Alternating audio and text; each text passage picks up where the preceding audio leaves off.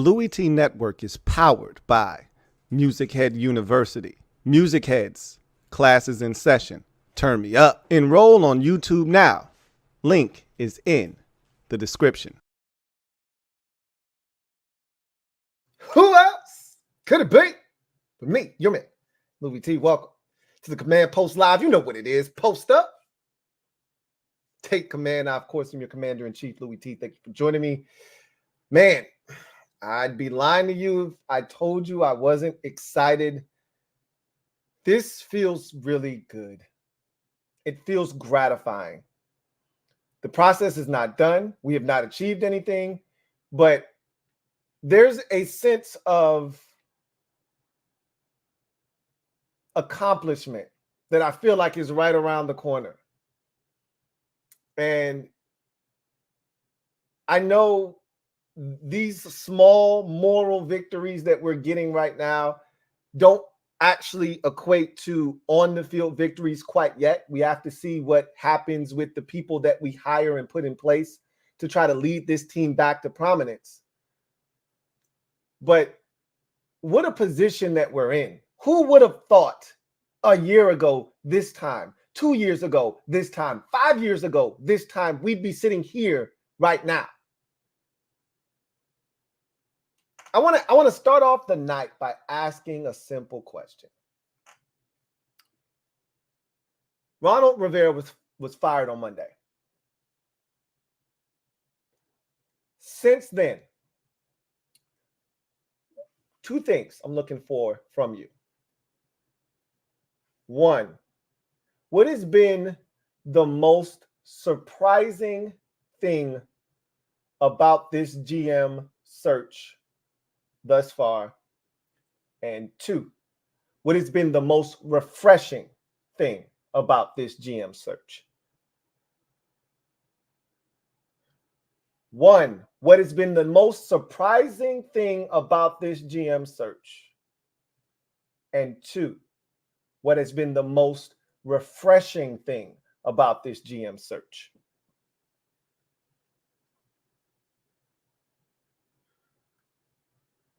I don't know if y'all saw me over on the NFC Super Friends channel. I was a little saucy.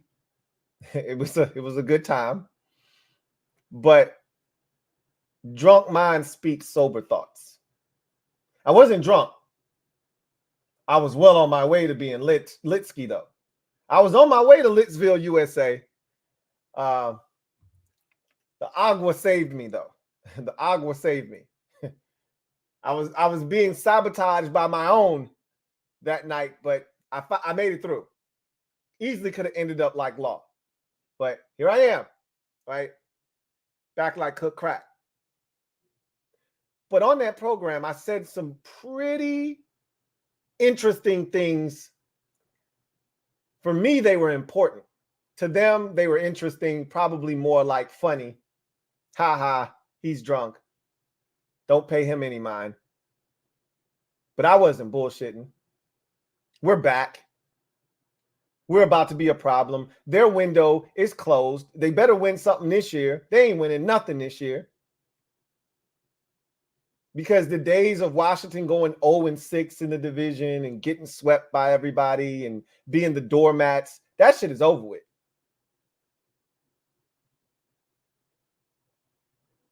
Understand that we can't be any more incompetent than we just were last year. We're never going, well, never is a strong word. We're not going to be that incompetent again. Daniel Snyder's not coming back. Ronald Rivera's not coming back. Jack Del Rio's not coming back. Eric Bieniemy's not coming back. We're never going to be with that group and that time with things the way they were again.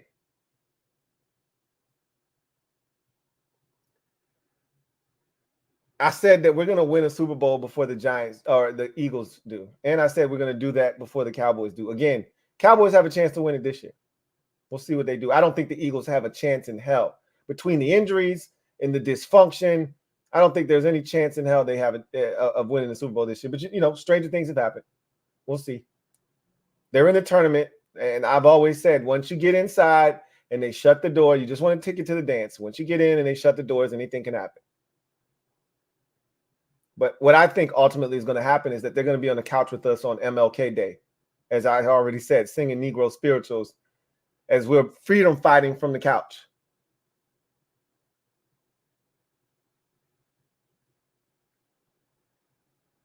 I want to play a couple of clips for you guys from past shows.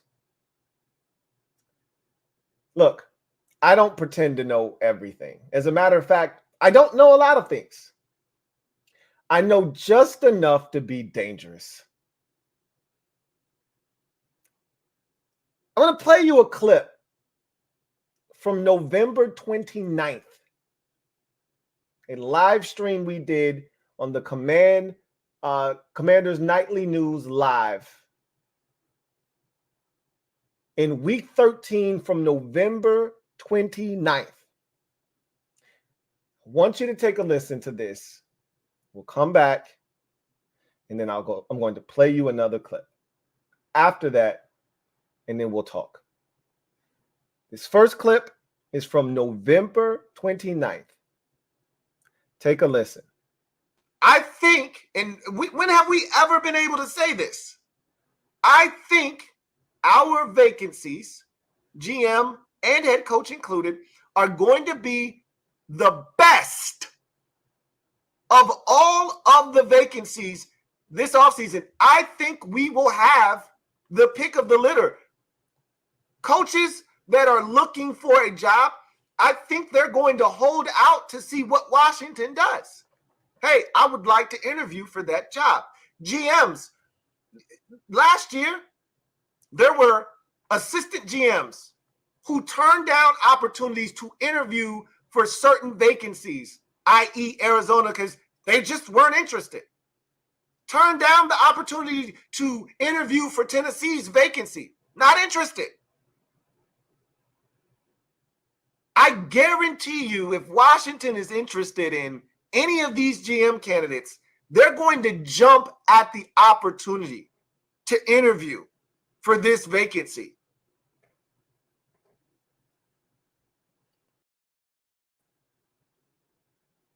So that was in November.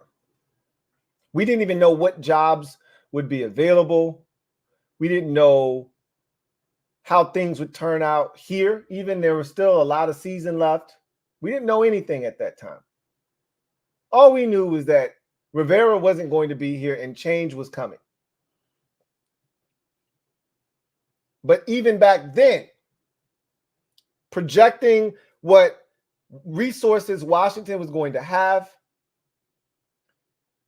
the traction that the front office was building, a lot of you didn't know that you were trying to self-sabotage us.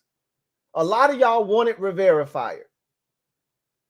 A lot of y'all wanted sweeping changes in season. And even though I was pissed off at the end when they benched Sam for the first time against the Rams, and I was like, we probably should have fired Ron's dumbass. It was the right move. And I told you guys back then it was the right move. And I'm telling you again now, his patience showed people around the league, coupled with how he's run his other organizations. This is a well-respected businessman. This is a guy that is known for hiring people and allowing them to do their jobs. So you look at his track record and his background, you look at the cap space, you look at the draft capital, and we didn't know at that time. I said that in week 13. I didn't know we were going to end up with the second pick in the draft. You couldn't have paid me to think we were going to lose all of our remaining games back in week 13. Are you kidding me? I was just starting to come around to the idea that, man, we really suck. Like, bad to the point where I don't think we're going to win any more games. As a matter of fact, I'd be shocked. I was still telling y'all we were going to beat at least the Jets up until we didn't beat the Jets, okay? There was no way I thought we were going to lose every single game remaining on the schedule. That we did. We tried to beat the Jets. We tried our damnedest, but the football gods wouldn't let us mess up our blessing. They just wouldn't let us do it. We tried because we don't like nice things around here. We don't like nice things, or at least we didn't used to like nice things. This is different. It's a different era. It's a different time. We like nice things now, but before we didn't like nice things. But the football guy said, I'm going to stop you from blocking your blessings. You'll thank me later. We thanked them then. We're thanking them again now.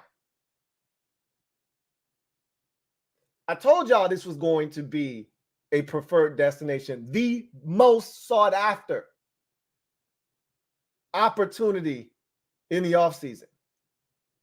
It sounds crazy. I know it sounded crazy. It still sounds crazy to me coming out of my mouth.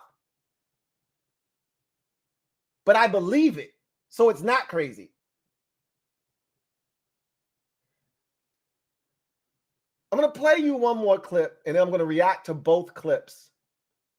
Then I'm going to get to what my surprise is, and then I'm going to get to what is most refreshing. Then we're going to get to the comment section, and then we're going to talk about these two candidates and what they both bring to the table and what ultimately I think is going to happen. And then what's next, right? What's next after that? We're not done. Let's get to the next clip. This one is from December 21st. This one is from December 21st, week 16.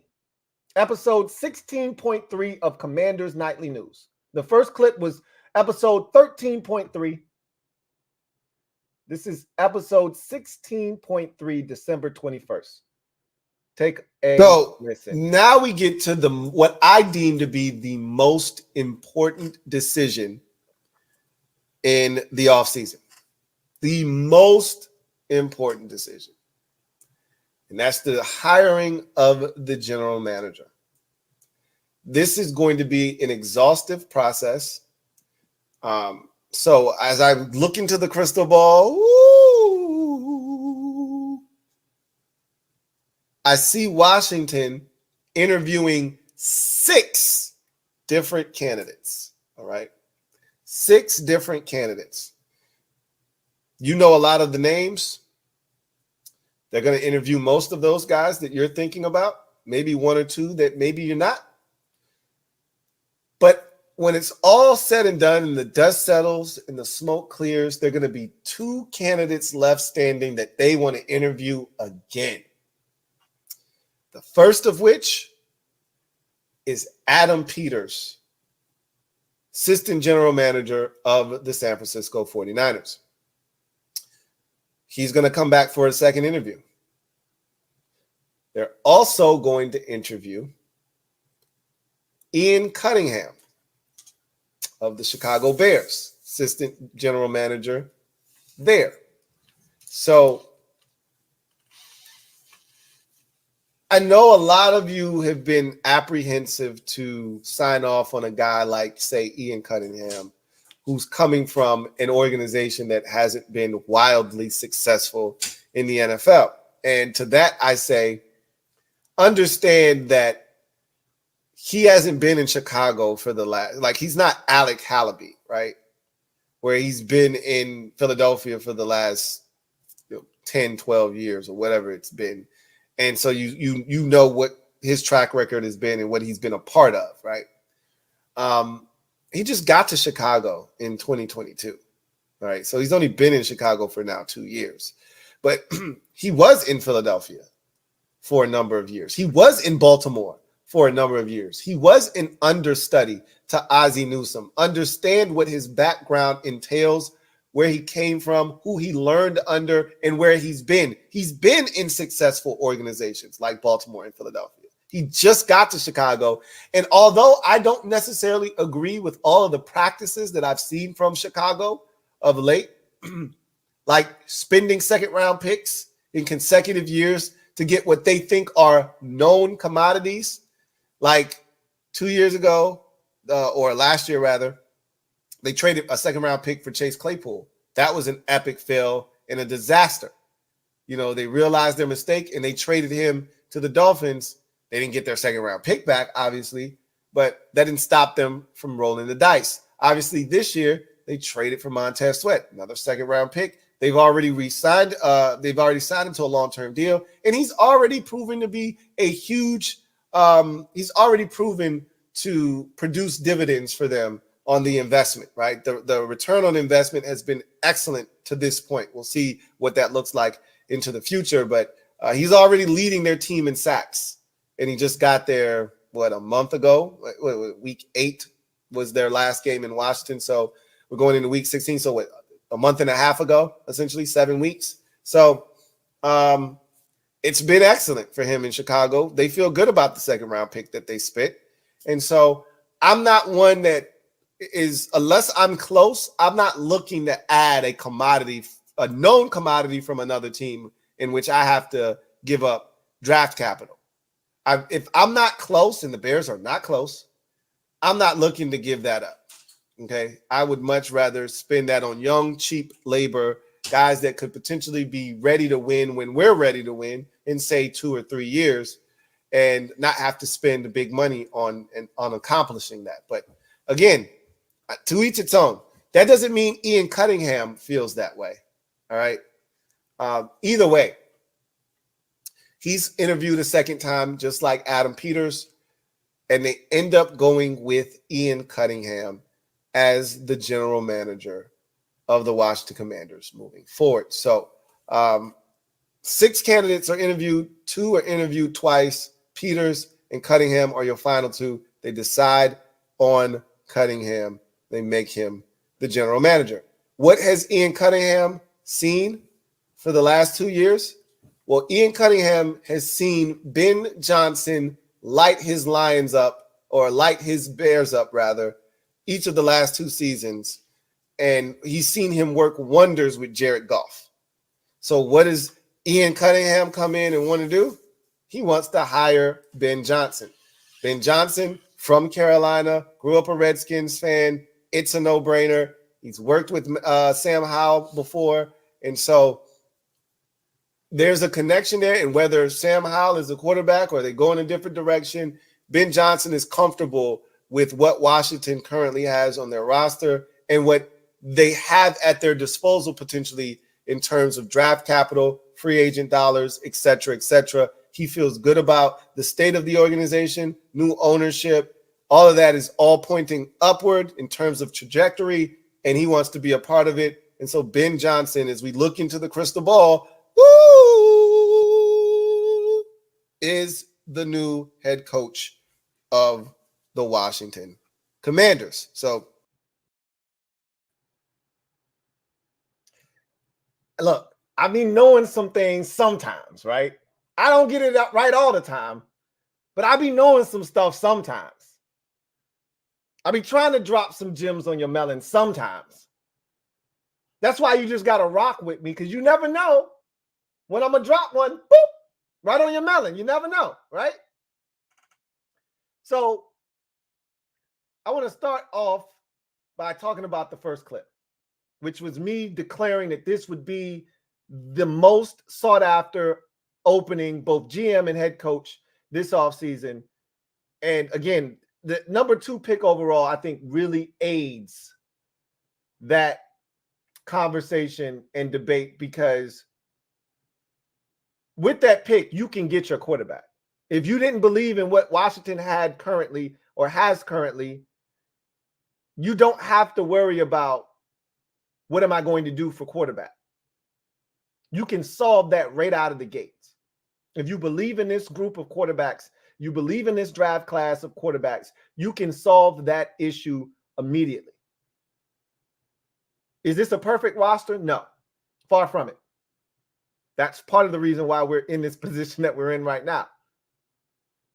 But there's enough talent here. There's enough resources in cap space. There's enough resources in the draft capital wise, to put yourself in a position, and there's enough talent on this roster already to put yourself in a position to compete while you're trying to put all the pieces in place to turn this into a legitimate winner.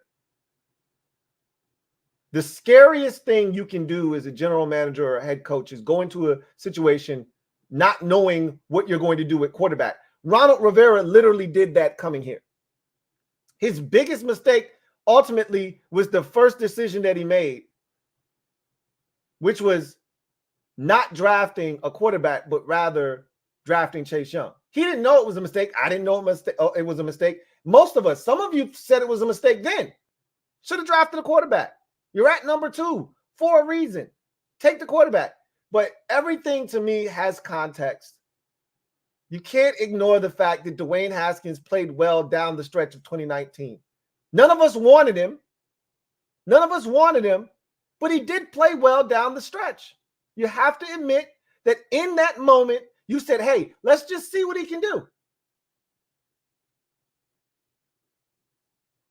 But that ultimately was Ronald's biggest mistake, because he spent the next 4 years chasing after a ghost that he'd never catch, which was finding a quarterback.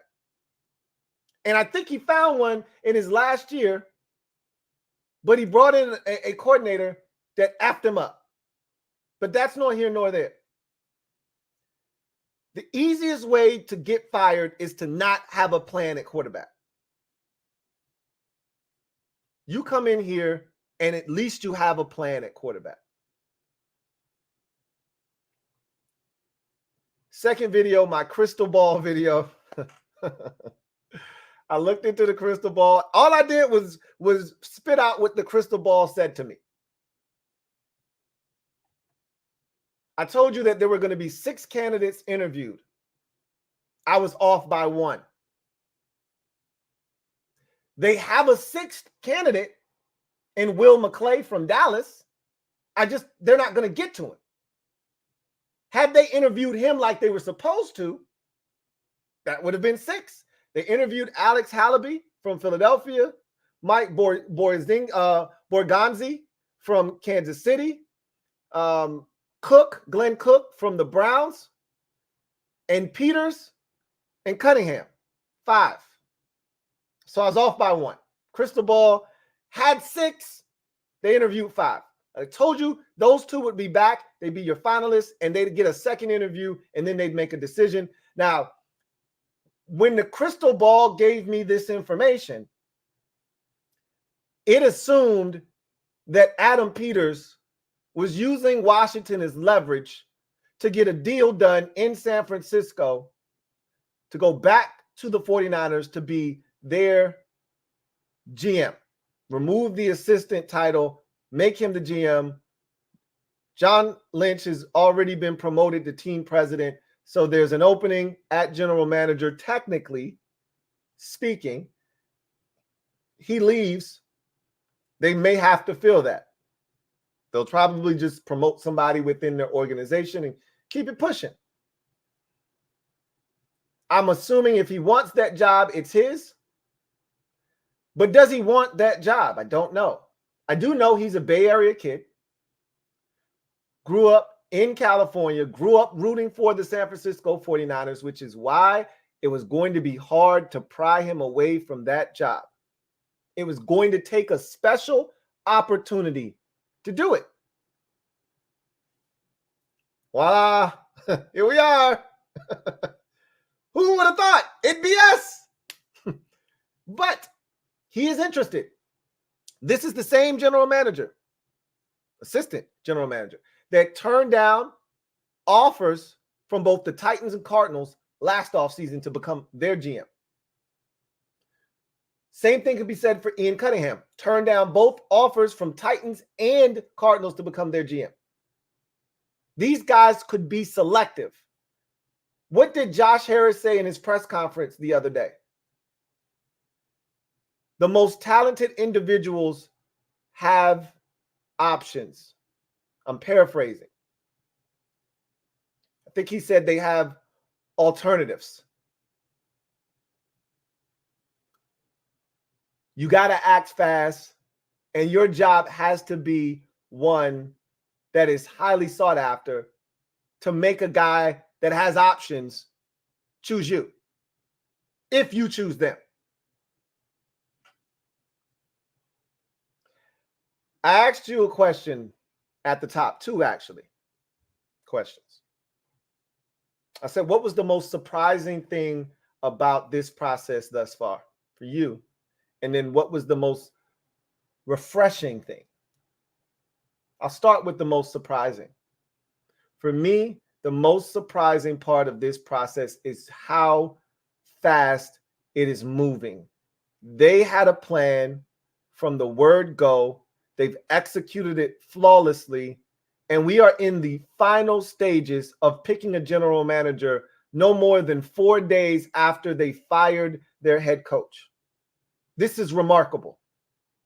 I don't know if it's supposed to go this quickly, but they had a plan. They executed it. They set up shop in Miami, brought the candidates out, had it sectioned off. Hey, you're going to talk to Rick Spielman by himself first, and then when you're done with him, you're going to come in here and you're going to sit down with Josh Harris and Bob Myers, and then we're going to grill you for another hour or two. Okay. Interesting. Had it all lined up, knew how they wanted to do it, how they wanted to go about it, and then they executed. I didn't anticipate a process being this quick. I am floored at just how rapid this thing is moving. Very expeditiously. That is surprising to me. Because remember, I was telling y'all, man, I think they're going to have the GM late January, early February, and then they'll hire the coach at some time shortly thereafter, right? I was talking crazy. With this, the way this is moving, we ain't even out of the first week after the season. We might have a GM tomorrow. There is a chance we could wake up to Ian Rappaport or Adam Schefter reporting that we have hired fill in the blank. That could be reserved for Monday or Tuesday of next week. Again, they don't have to rush. We can't interview any head coaches until the 22nd, till after the divisional round is complete. So we still got a whole nother week after Wild Card Weekend to wait before we can actually get in-person, face-to-face interviews done. But the way these dudes are moving, we might have a GM before the weekend. This is amazing to me.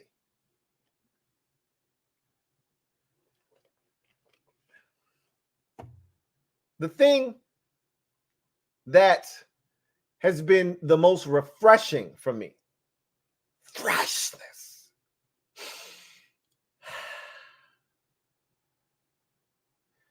is that for the first time in a very long time, we wanted the best. And you know what? The best wanted us. Let me say that shit again so it sinks in.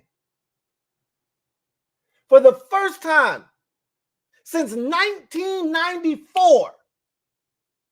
Okay, so this is the last time my brain can recollect that this organization wanted the best and we got the best because the best wanted us. You got to go back to Norv Turner, the hottest coordinator on the planet, killing it with the Dallas Cowboys, back-to-back Super Bowls, leading the best offense in football, and Washington comes calling, and Norv Turner says, yes. Because we had just won the Super Bowl 3 years ago. Dallas won the last two. And he was the architect of that beautiful offense that was killing the league with the triplets. We were the best. We wanted the best. And the best at that time wanted us. That was the last time. The last time that we wanted the best and the best wanted us.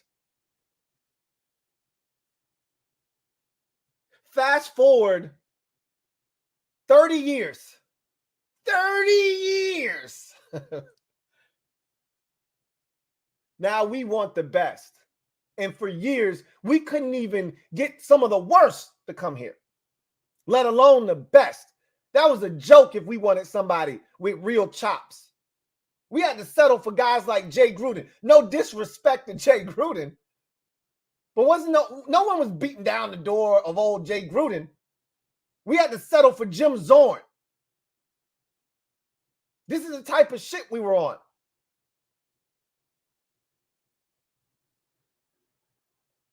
Now we want the best. Because our owner said, we want the best. We won't settle for less. We want the best. And if you want the best, you got to move quickly. So these boys out here running a track meet, lapping the competition. Lapping the competition. I don't know how many GM candidates the Panthers have sat down with. Don't know how many the Chargers have sat down with. We done ran through 5, then doubled back and got 2 of them and said, hey, let's pick one of these 2. They just happen to be the 2 best candidates in the game right now. We wanted them, but more importantly, because you can want them. The Cardinals wanted them last year, both of them. The Titans wanted both of them last year. You can want them. The question is, do they want you? For the first time in 3 decades, the answer is yes. That shit is refreshing to me. I can't speak for you. That shit is refreshing as hell. Like a cold glass of lemonade in the shade with a slight breeze on a nice July day. That shit is refreshing. Feels good, feels good.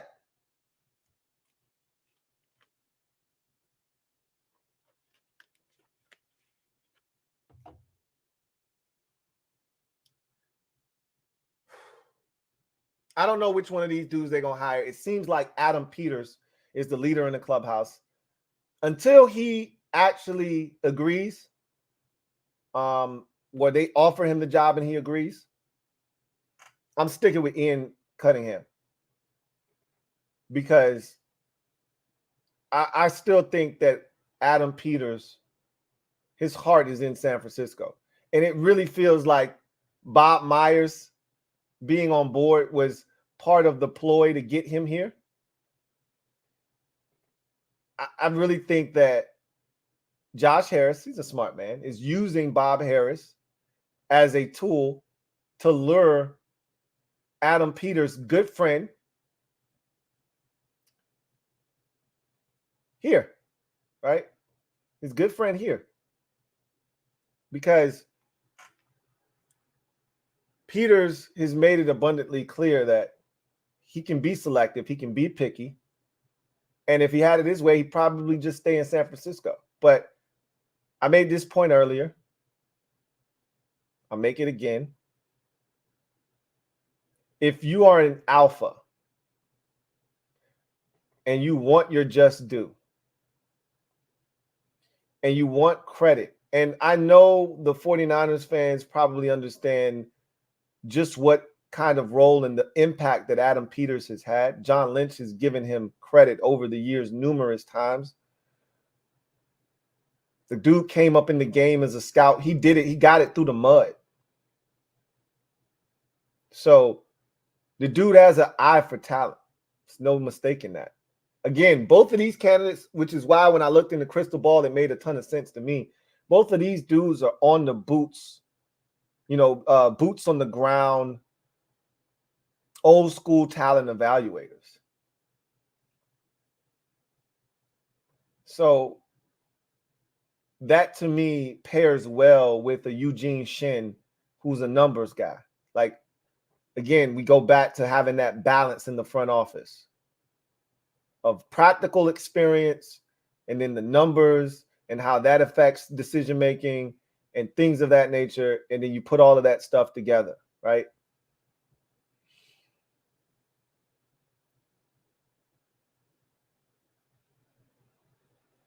Whatever happens, we're getting a young, sharp.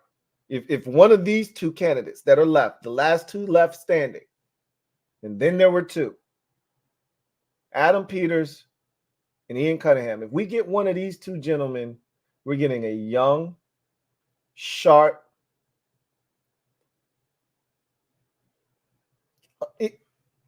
very trained eye for talent.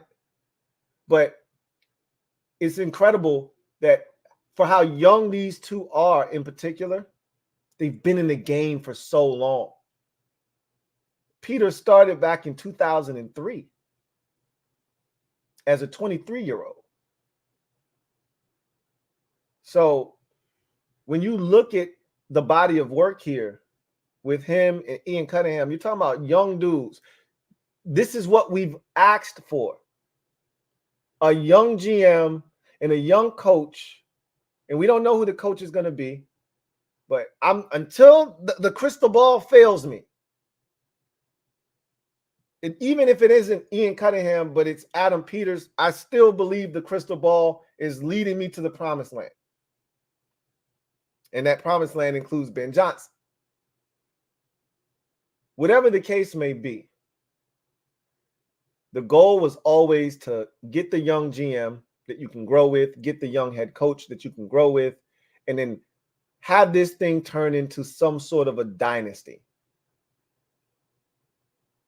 Turn it into a place where players want to play, where winning is commonplace. It's not something we hope for, it's what we expect.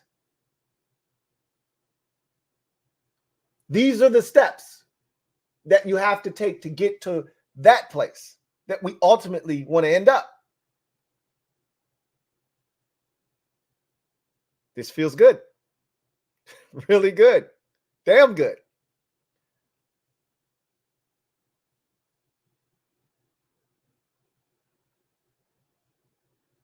I still have to remind myself, the bad man isn't coming back. This is real. You can pinch yourself. This exists. This is real. There's no other shoe, right? Waiting to drop. It's safe, guys. I know when I told you that the last time, and some of y'all came outside, it didn't end well. And you went back inside. And I apologize for that. Mistakes were made. Okay? Me, Malo. Mistakes were made. They were. But I'm telling you now, you can come outside. It's sunny out here. The air is crisp. It's clean. It's fresh. Take a deep breath. Look around. Bathe in that sunlight. Come from out in the dark into the light. It is a new day. My fellow Commander fans. We have not won anything yet. Keep that in mind. But these are the steps that must be taken to get where we ultimately want to go. And that, my friends, is a sight for sore eyes that these eyes, and probably a lot of those eyes out there, didn't think we would get to see anytime soon, if ever.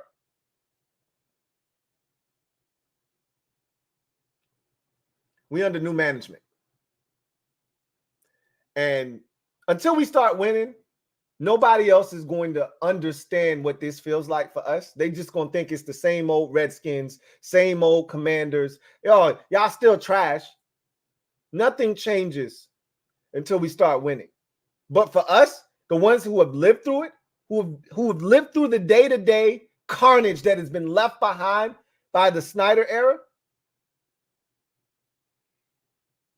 steps like these that we're taking right now, in the process of taking right now, these are huge. There's people trying to tear us down. The haters, because a lot of the haters, they feed off of the negative energy and the follies of the old regime, right? Look at Washington stumbling, fumbling, bumbling again. They get to write their articles and they eat off of that. They thrive off of that. the failures and the misery of this fan base and this organization. That's when they're at their best. I've seen it. Y'all have sent it to me. I wasn't looking for that shit. I don't care what Tom Lavero has to say. That's part of the reason I stopped listening to the Kevin Sheehan Show podcast. I have no interest in listening to Tom Lavero. None. Stick to baseball.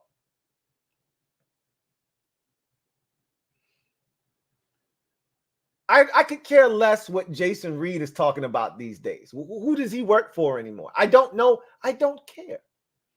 Doesn't bother me any. I could give two shits about what Mike Florio says.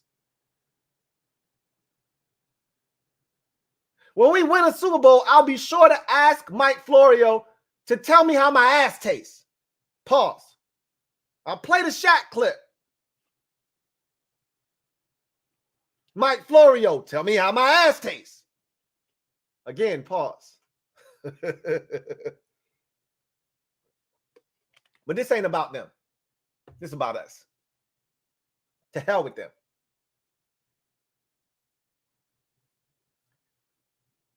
I don't know if you've ever felt this in your life, but it's a damn good feeling.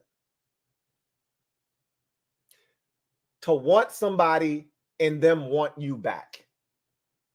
That's called reciprocation, for those of you unaware. A fancy word for you wanting someone and them wanting you back, or you having a certain energy and that energy coming back to you. That's called reciprocation. I just told you, for me, I can't speak for you as a fan. I just told you, for me, the last time this kind of energy for Washington was reciprocated.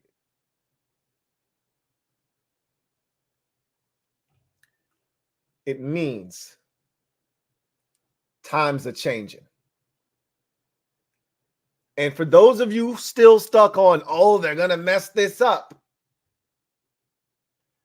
If you can't get out of that mindset and understand that this is like Jason Reed is saying, they're going to mess this up like 2020, are the people that are here. And I love John Keim's response. You know, those people left already, right? They're not here. So the they that you're referencing don't even know who you're talking about. They don't live here no more. They don't live here no more. You still sending mail to the house for them? They don't live here no more. Return. For those of you with that same mindset, I challenge you to open your minds, open your brains.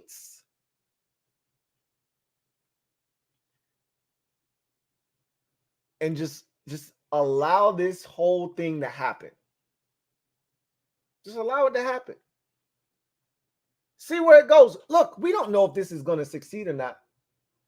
Because guess what? Every organization goes through what we're going through right now. And not every organization succeeds.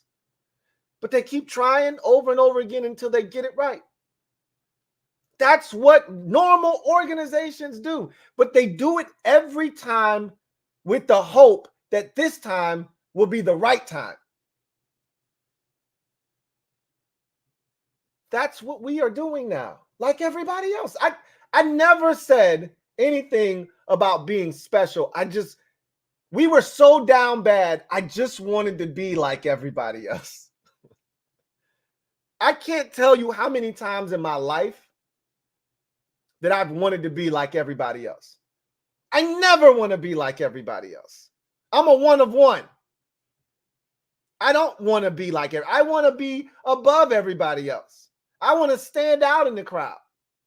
I want to be unique.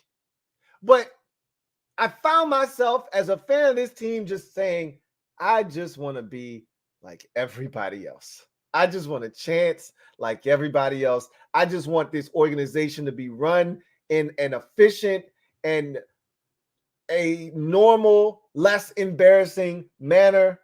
I just want to have a chance without having the cloud of black distinction over our head of having the worst owner in all of pro sports. Can we just be like everybody else and go into our season just worried about football? just talking about they didn't address the left guard position. Can we just do that? Instead of talking about how toxic the work environment is? Or this guy burst into the draft room and made the selection despite what the draft board and all the scouts have been saying for a whole year? Can we just talk about Bo? We're about to get that opportunity. Feels good, feels good. Let's get to the comment section and see what you guys have to say. I'm not going to talk your head off. Daddy D. I think I need to add a pause after that. DeQuivis. Thank you for the super chat. Greatly appreciate you. Who writes, Lou, Washington really about to end up with Adam Peters, Ben Johnson, and Drake May. Great times ahead, Lou. Hopefully Super Bowl contenders soon. Look, I don't know about all that. But if it goes that way, and we hit on 2 out of the 3, I don't know if we're going to hit on all 3 or not. But if you hit on one of the 2, the GM or the head coach, and if you hit on the head coach, then the GM is going to get credit for that. So it's hard to not hit on both. You can hit on Peters and not hit on Ben Johnson, clearly, because Peters could be getting us great talent and Johnson could just suck as a coach. That could happen too. But I really feel good about, what Ben Johnson. This is the thing that fascinates me about Ben Johnson. Why I'm so high on him and I want to see him get an opportunity here. One, obviously his philosophical beliefs on offense align with mine, and he understands how to get his playmakers in space and get them the football, et cetera, et cetera. All the things that we've been clamoring for here that we haven't gotten this year on offense, he's been providing the last 2 years in Detroit. But even more so than that, I look at where he's been here in Detroit, and I look at Dan Campbell and the leadership that he's shown and his ideology and how he goes about his business. And we love Dan Campbell. Okay, not we. I can't speak for you. I love Dan Campbell. I love how he goes about his business. I love his aggressiveness. I love how he addresses his team. I can't help but think that a lot of that has rubbed off on Ben Johnson. And when Benjamin gets an opportunity, a lot of the same things we've seen from Dan Campbell, I think you're going to see from Ben Johnson.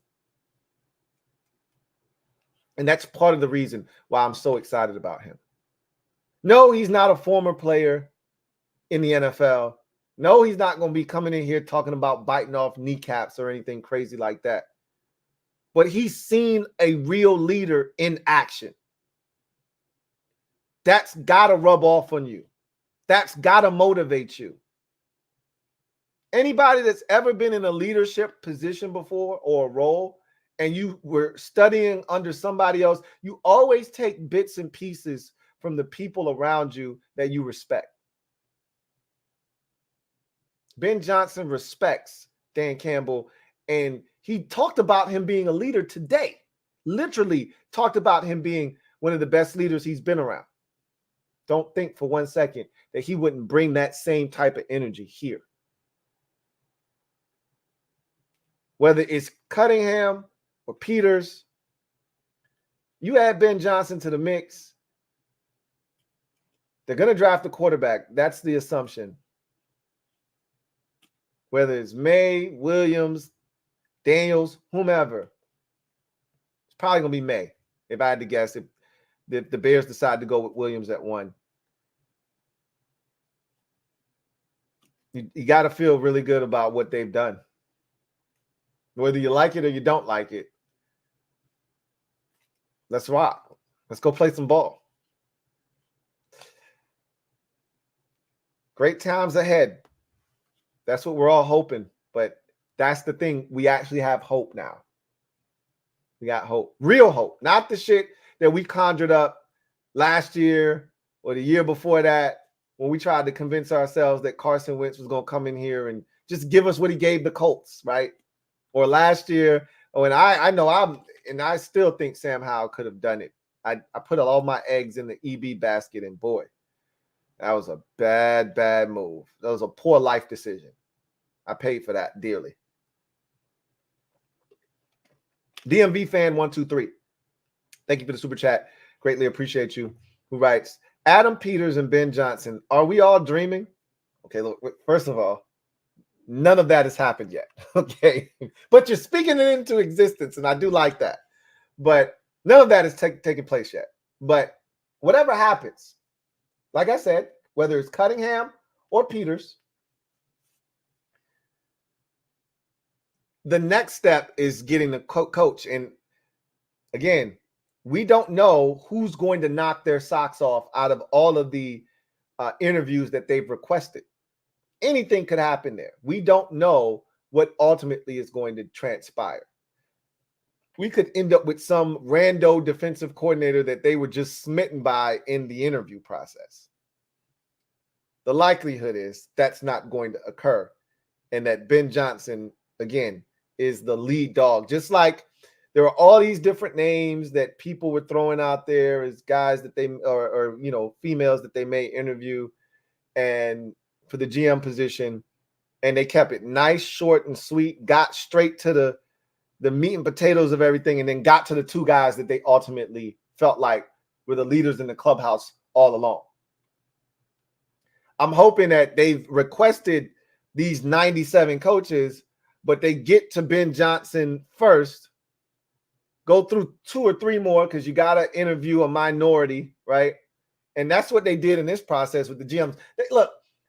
They make me sick with this Rooney Rule, because if you're not really interested in a guy, I don't feel like I can't say that it's not beneficial, even if you're not going to get the job, to go through the interview process. I can't say that that's not beneficial. So I shouldn't say that. It just feels disingenuous. You're forcing teams to interview people, and on the off chance that guy goes in there, wows them, and gets the job when that guy wasn't even on their radar, that rarely happens. Rarely does that occur. But in order to hire a GM, you have to first interview 2 minority candidates or 2 women, right? Or some combination of the 2, but it's got to be 2 candidates. Well, they interviewed 2 black dudes. Glenn Cook, Ian Cunningham, boom, we took care of that. Now we can get to who we really want to hire. We'll see what happens. They got about 9 brothers on the head coaching side that they got listed for interviews. And they made sure they cleaned up the rule too. They like, hey, and it can't be you poking your head outside of your office door and grabbing the first brother that walks by in your building and interviewing them for your job. It's got to be 2 candidates outside your building. So I was like, yo, just interview EB and let's keep it pushing. And it was like, nice try, buddy. We changed the rules. I was like, oh, smart move. Smart move. Adam Peters and Ben Johnson, are we dreaming? If that happens, I might have to pinch myself. Yeah. I won't be surprised, but it'll be refreshing, like I said. But I'm still in the process of reminding myself, you should expect this, bro. Stop acting like you ain't never been here. And I'm like, well, technically, I haven't been here in quite some time. It almost feels like I've never been here before. Well, quit. That's what I'm telling them. I'm having these conversations internally with myself. Quit it. This is the new norm now, bro. King of the Bluegrass, thank you for the super chat. Greatly appreciate you. Thank you for being a member of the MOBB, who writes, this is the most relaxed I've been ever been during a hiring process, because I actually trust the organization to make the right decisions. Yeah, me too. Me too.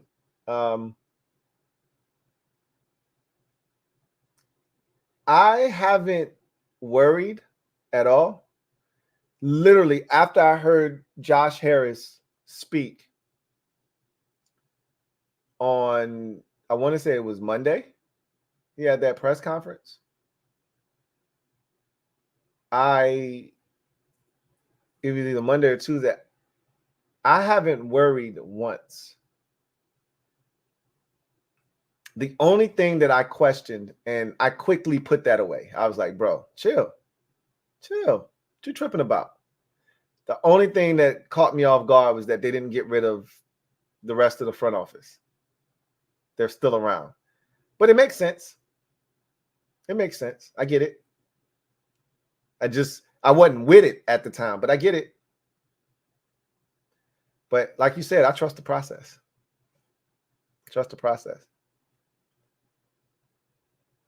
Jason Rogers, thank you for the super chat. Greatly appreciate you. My guy, Uncle Jay. Thank you for being a member of the MOBB writes. Law passing out had to be the funniest shit ever. Yo, that stream was drunk.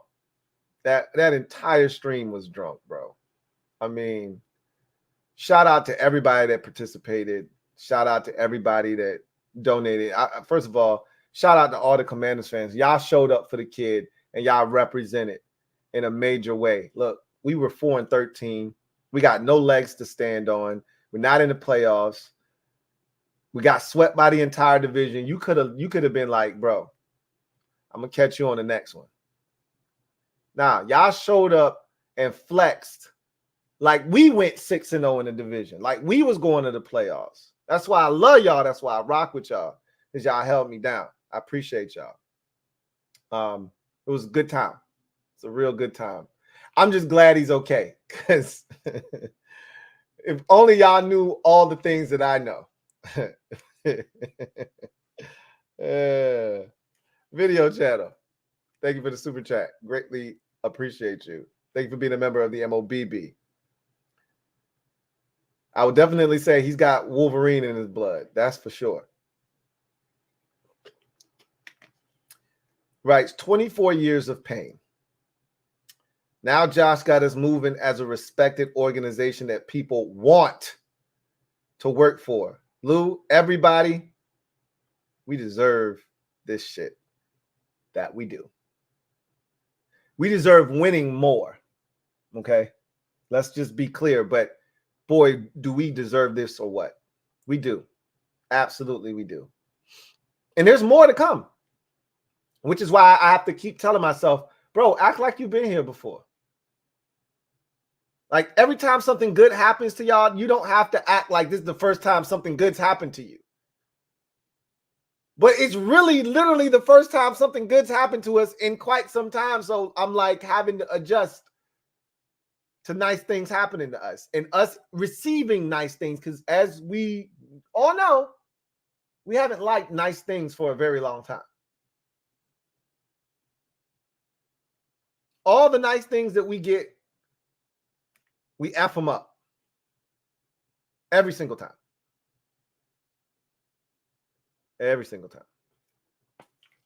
This feels good. King of the Bluegrass. Thank you for the super chat. Greatly appreciate you. Double up. Thank you for doubling up. Who writes, that's why the second overall pick concerns me, because the most brilliant minds find it hard to separate temptation from rational thinking, making the big splash instead of easing into the pool.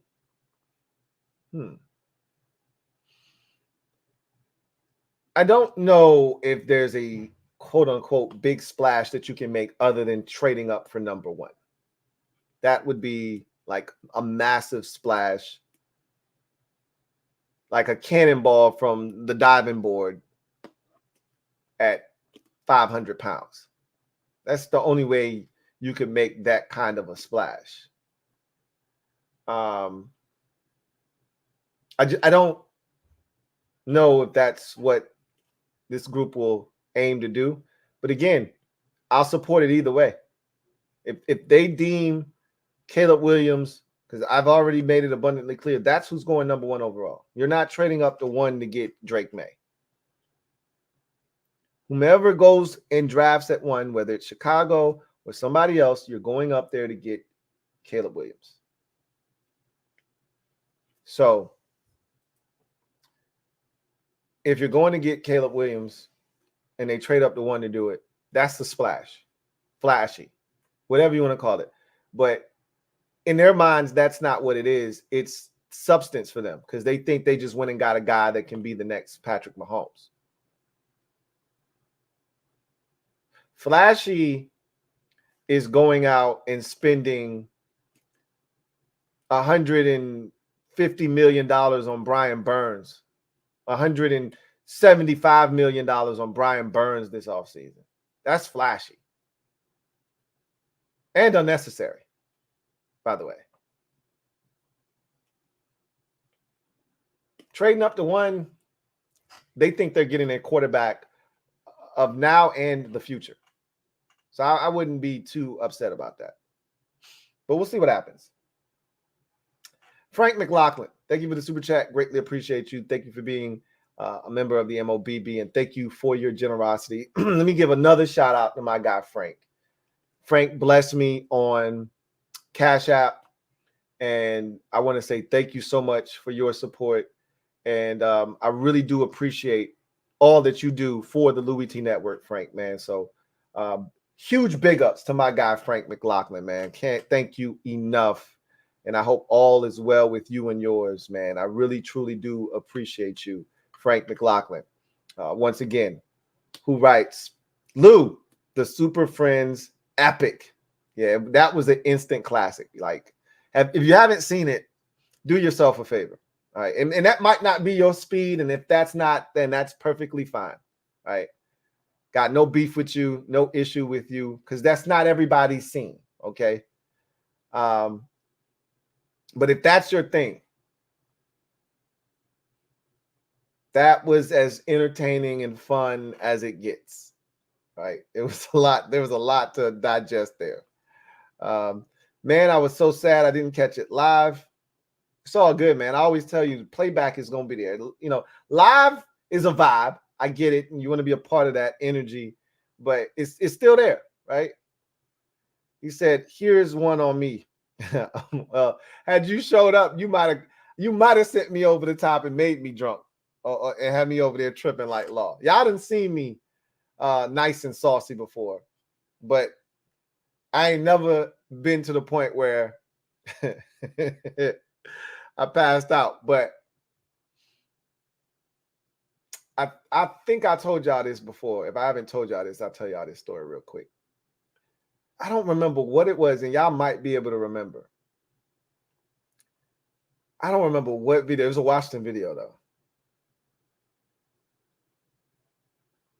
I don't know what video it was.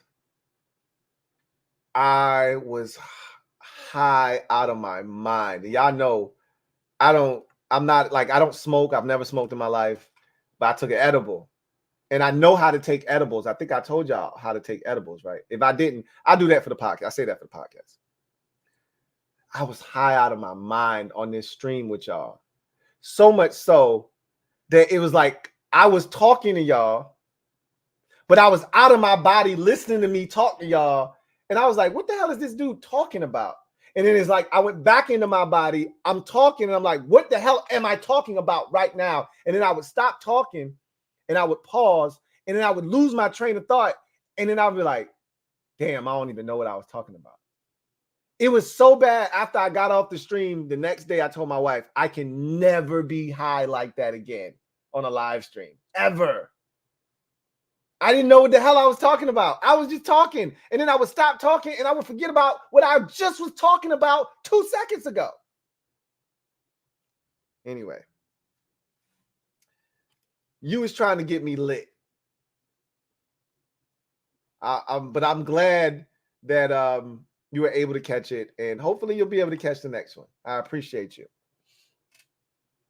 The most surprising and refreshing thing is how many prime candidates want to come here and how methodical the ownership is going through them. Exciting times. It's not surprising to me that candidates want to come here. I played you the clip from November. I'm not shocked by that. That's refreshing to me. The surprising part is how quickly they're going through this process, how rapidly they're getting to the brass tacks of things. Do you know that the Atlanta Falcons just put in their first request today to interview a head coach? We had like 9 the first 2 hours after Rivera was fired. We had already put in like 9 requests for coaches and like 4 requests for GMs. They won't effing around. Like literally Josh Harris told us, we put together this advisory committee. We're going to go through this thing. You know, we know the best candidates have options, essentially. I think the phrase he used was they have alternatives. So we want to make sure we get to the best of the best. And that wasn't lip service. He got to the best of the best. When you talk about the best GM candidates and the ones that other teams are interested in, all of the dudes that we've talked to, with the exception of Will McClay, all of the dudes we've talked to, those are the best candidates. Those are the ones that everyone's picking from. Those are the ones that have options. They're all young. They're all talented. They're all highly regarded and guys that teams want as their next GM. And they all wanted an interview with Washington. Every last single one of them.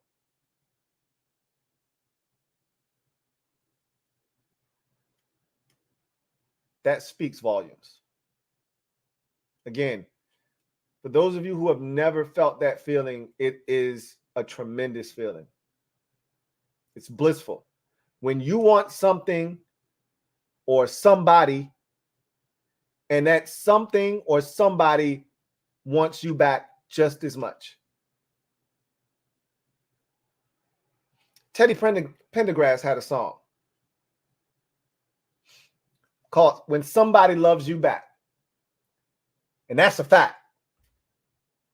Ain't talking about 60-40, not 70-30. Talking about a 50-50 love. That's what we're talking about right now. B-Hat, once again, shout out to Frank McLaughlin. Thank you for the super chat and thank you for all the support, my guy. Love it, love it, love it, love it. B-Hat, thank you for the super chat. Greatly appreciate you. B-Hat writes, the perfect offseason, in my opinion, would be signing Derrick Henry, a blue chip offensive lineman, trading for a guy like Hopkins or Juju to pair with Terry, and getting Caleb or May via the draft. Agree? No, I don't agree. You just made us like the 15th oldest team in the league overnight. We don't need all these old guys. Like, what is a 30-year-old Derrick Henry going to do for us? We got a younger version of him in Brian Robinson Jr. He's not King Henry, but he went to Alabama. He's close enough. We don't need Derrick Henry here. You act like we got a scat back and we need a bruiser. We got 2 dudes that are physical already on the roster. Why we want to go get a duplicate of that? We need some speed, man. And Hopkins and Juju, 2 slow possession receivers. Hopkins would be okay because I want size, right? But I'm not trading for DeAndre Hopkins. Not doing that. We can get a guy in the draft with some size. Juju Smith-Schuster, the Chiefs already told us, hey, his knee finna explode. Y'all can have him, New England. I'm good on him too. I'm gonna pass. We have Jahan Dotson, by the way. We do have a guy already paired with Terry, in case you forgot. And we just need to add, to me, a big receiver and a tight end. And we're ready to go. Give me a back with some speed and this offense. And, of course, we got to, do some things with that offensive line. But, yeah, I don't agree with just about any of that, B-Hat. You all over the place on that one, brother. I don't know. I think you might have thought it was like 2017 when you made this super chat right here. Well, Terry is 19, so maybe 2020. You made this super chat in 2020. Yeah, I'm bullshitting with you, man. Zoe Life, No Life. Thank you for being a member for 9 months. Greatly appreciate you. Writes, if our GM operates like Harris, we have an identity. We're going to find out what the identity of this team will be over time. It's not going to happen overnight. The thing about Peters that I think separates him from Cunningham right now is the practical experience.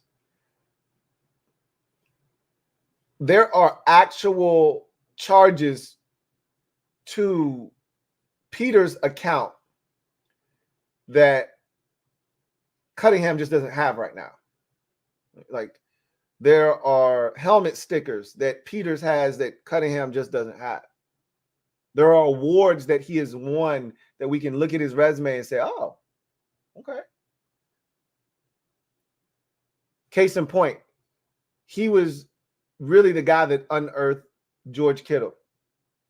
He was the guy that told them that you have to draft Deebo Samuel.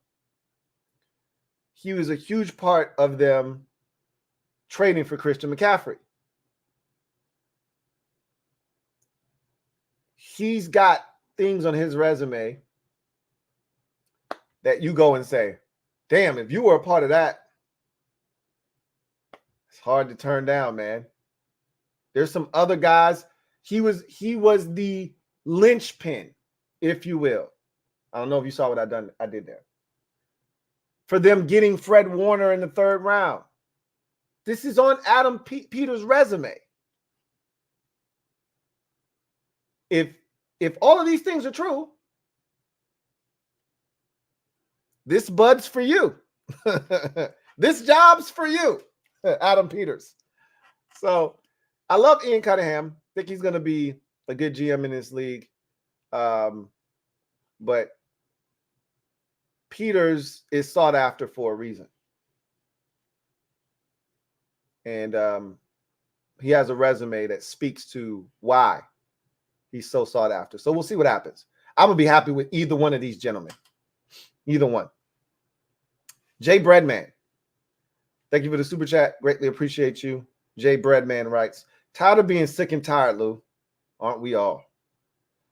Time to jump in this brand new bulletproof Bentley truck and ride with this new regime.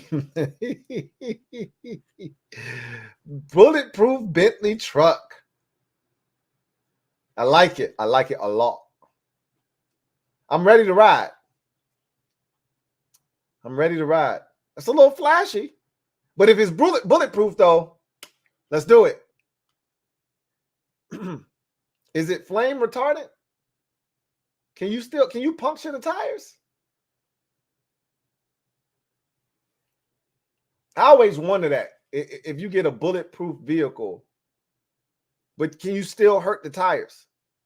Because if so, like, you might not be able to shoot into the car, but you can still stop me from taking off.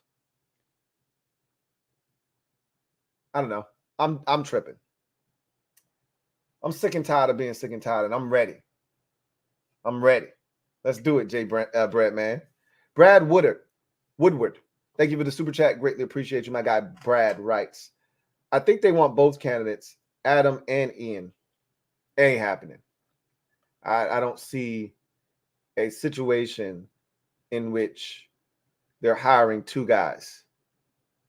It's one position that they're looking to fill right now. Keep in mind, and I said this earlier. Now, I mean, again, this is semantics. You can quickly, adjust this to make it work. But we currently have a GM under contract in Washington, for those of you unaware. So you can't hire another GM on top of the GM you already have. So they're looking for the head of football operations. That's what they're looking for. And again, just ask yourself this. If you're Adam Peters or you're Ian Cunningham, both with the title currently at their previous locales of assistant general manager, are you going to go somewhere else where you're splitting the credit with someone for doing things that you think you deserve all the credit for? The goal of any assistant, director of player personnel, head of, college scouting, whatever your title is, your goal is to get to the highest position possible, which is general manager, maybe team president, but general manager is the goal. Just like any positional coach, coordinator. Your goal is to be a head coach. That's the ultimate goal. Now you don't have to answer to anybody. I mean, of course, you still have superiors, but you're making the decisions. If the team wins, you get the credit. If they lose, you fall on the sword. That's the way it should be. And for Ian Cunningham and Adam Peters, they haven't been in that position yet, and they want to be in that position. If something goes wrong in San Francisco, they're not going to say, man, Adam Peters is stinking it up. They're going to say, John Lynch is stinking it up. If things don't go right in Chicago, they're not going to say, man, Ian Cunningham is ass. They're going to say Ryan Poles is ass. There's a different level of responsibility that comes with your name being at the top of the ledger. That's what you want. They're not coming here to split that down the middle. Hey, you're the head of football ops and you answer to me and you the GM. That's not what they're trying to do here. That's not what those two guys are here for. They're here to be the head of football operations for the Washington Commanders. You really want to surprise me? Announce both of them are somehow going to be in this organization in some capacity. That shit ain't happening. I can all but assure you of that. This ain't a double thing. This ain't a dual package here. This is one of these dudes is coming out as the head of football ops.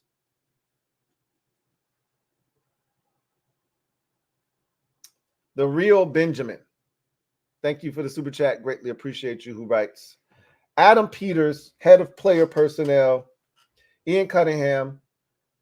One traded for Young, one traded for Sweat. Made sure they had capital before they came in. I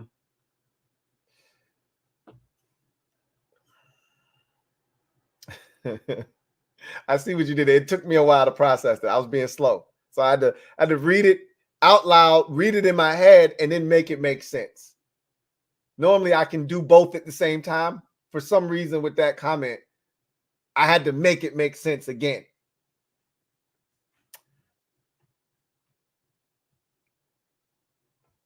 That would be extremely smart if that were the case. That they couldn't have known that was what was going to happen, because you're assuming that Washington wants you. Which, if you're confident in your abilities, you're like, they're gonna want me. But I mean, that's some next level shit if they did that for real, right? Like, yeah, I'm about to go ahead and make sure I set myself up with this extra top 100 pick, because that's what I'm working for next year, the Commanders, right? Yeah. So I'm gonna go ahead and convince my GM to slide them a pick. Nah, they trying to win, in the case of the 49ers, they're trying to win a Super Bowl. Chase Young helps you do that. Because remember, Adam Peters, if they win a Super Bowl, he get a Super Bowl ring. He's already got, 3? There's Adam Peters? 3 Super Bowl rings? Again, another Ian Cunningham has 1, I think. He might have 2, though. I think he was there for the Flacco 2012 Super Bowl in Baltimore. He was definitely in Philadelphia for the 2017 Super Bowl. So both of them have Super Bowl rings. But I digress. That's a good one, the real Benjamin. They both put themselves in a position where if they ended up in Washington, it was going to be an extra pick there from their previous employer. That's actually funny. Rumteen Tabayan. I know I messed that up. Let's just go with Rumteen T. Thank you for the super chat. Greatly appreciate you. Who writes, Lou should do whatever it takes to acquire Caleb, even for some second rounders to move up one spot. Y'all wouldn't trade Mathis plus Quan for Mahomes? Bro, listen, and I see what you did there, because those are 2 former second round picks. But it's what I'm trying to explain to you, and I've been trying to explain to you, is it's going to take more than a couple of second round picks to move up one spot. I know you think in your mind it's just one spot. It's not that simple. That's not how this works. rum team. That's not how this works. That's not how any of this works. One, the Bears, if they decide to trade the pick, have leverage. Because guess what? Washington is not the only team that wants that pick.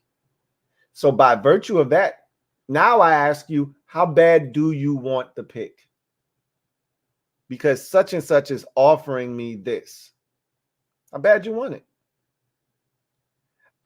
The Bears, if they wanted to be spiteful, could tell you, look, I'm going to be honest with you. The Giants want this pick bad. And here's what they offered me. If you're Washington and you know how good you think Caleb Williams is going to be, and you're hearing that the Giants are trying to come up to get him, what does that do for you? What does that spark in you? Right? What I'm trying to convey to you is that if there are multiple suitors, it starts a bidding war. If that pick is that coveted, if that player is that coveted, it starts a bidding war. And even if there are no other participants and it's just Washington that's interested, and even if Washington knows nobody else is interested,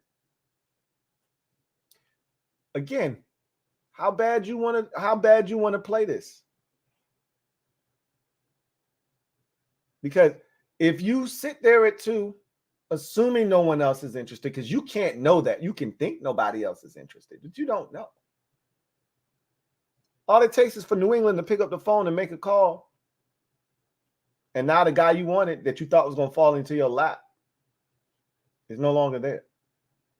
So you can't even play hardball if you want to. If you want the pick that bad, if you truly believe Caleb Williams is that guy, you're going to have to give up a first-round pick next year. Period. You don't get to skate with 2 2s. That ain't how this works. Be right. Thank you for the super chat. Greatly appreciate you. Be right. Writes, y'all overlooking Daniels. He's L. Jack. Trust. You really think he's Lamar Jackson, bro? That's a crazy statement, man. Lamar's a 101. Lamar fell off of the Mike Vick tree. Jaden Daniels ain't fall off the Mike Vick tree. Maybe the Randall Cunningham tree. But the only thing running is numbers, fam. They don't look the same. Jalen Daniels is cool. He ain't Lamar Jackson. I don't see that at all. He wasn't a Heisman like Lamar Jackson. I'll give you that.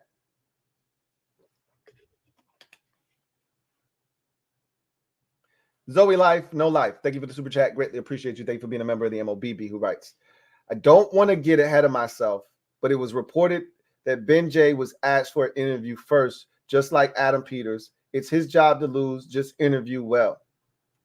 So I said this the other day, and I don't know how this works, but I don't know if how the interviews came in is how you have to respond to them, right?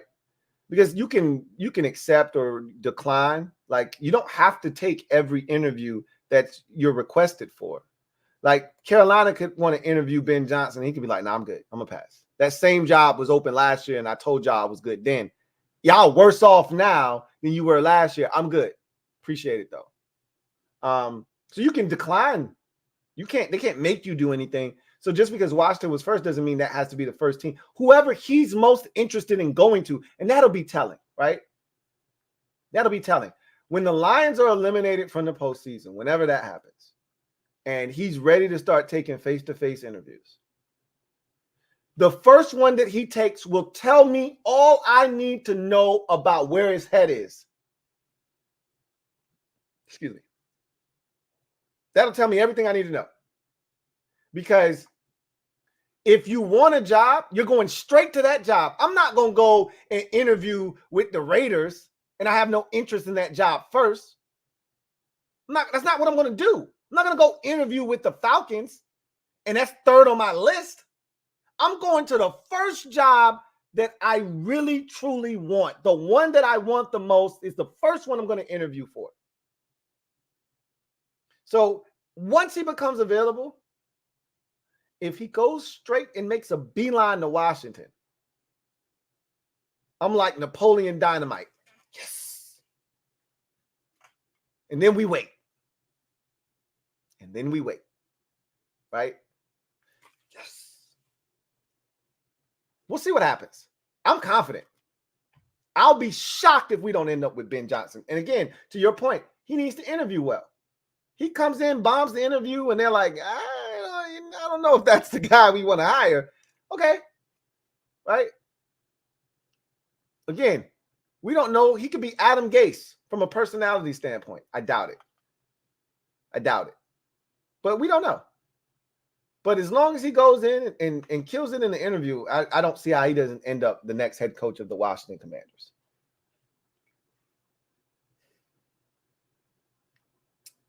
And be right. Let me just circle back to be right real quick. I told you I haven't watched these quarterbacks. I think I'm so fixated on the GM and the head coaching search that I really haven't directed my attention. You know, normally I don't direct my attention to the draft till the season's over, but to hell with that. We in the midst of some serious shit, so I'm jumping in on it early, right? But I haven't even gotten to it yet because I'm so enthralled with this right now. I'll let you know how I feel. You might be right, and I might come back and tell you, man, I was sleeping on Jalen Daniels, man. I was sleeping on Jalen Daniels. The alarm went off, though. I'm up now, but I was asleep. Or I might come back and tell you, bro, I hit the snooze button. I went back to sleep, bro. Went back to sleep. Oh, he won a Heisman? Oh, all right. Yo, wake me up in May. That might be what you get from me. I'll let you know either way. You know, I ain't going to bullshit you. Christopher McLaughlin, my guy, Chris. Thank you for being a member of the MOBB. Greatly appreciate you. Chris writes, hey, Lou. Hope all is well with you and the family. Likewise, Chris, man. Really, truly do appreciate you as always. And I hope everything is going splendidly with you and yours. How specifically do you see Peters/Cunningham as president of football operations changing culture of the organization to help the head coach obtain consistent top-level performance from the team? So the biggest thing you will see from a difference in this organization is the level of players that we get. Like the thing that's been going around, and it's funny because people are recycling this like it's new, right?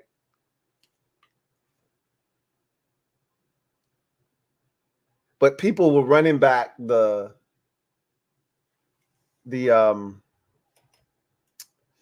draft video, right? Where Eric Stokes,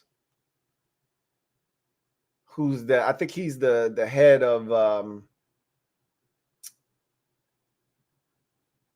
think Stokes might be the head of player personnel now, or was. We'll see if he stays in any kind of capacity with this organization. But Stokes walks over to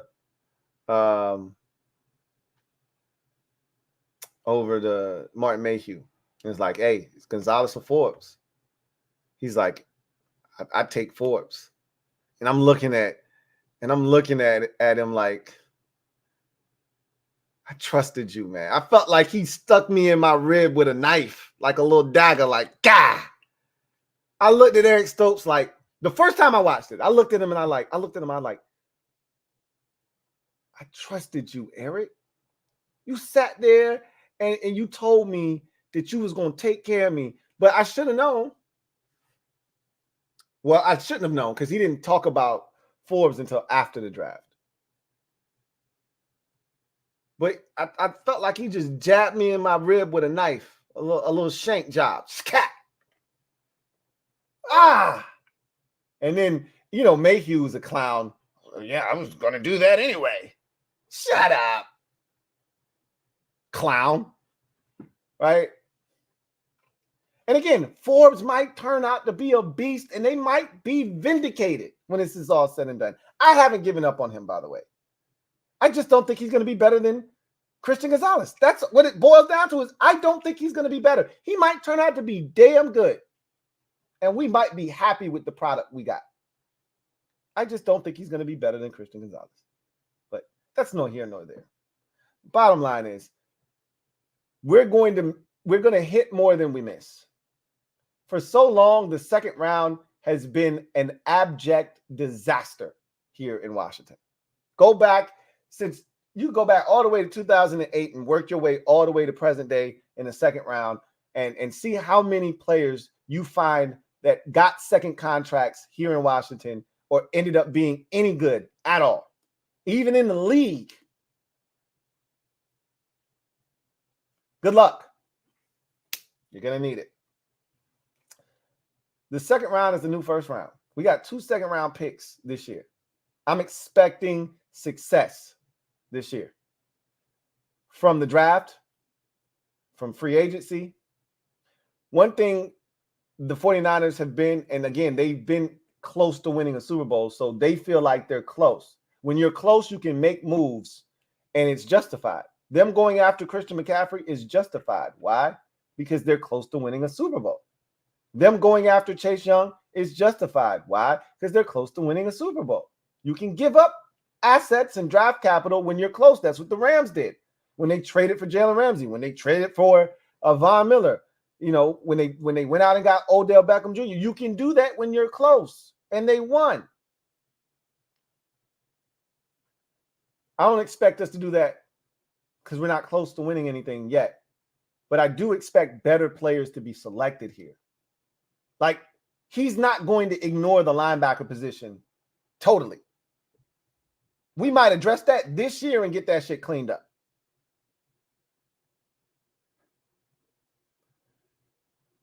I believe in his eye for talent.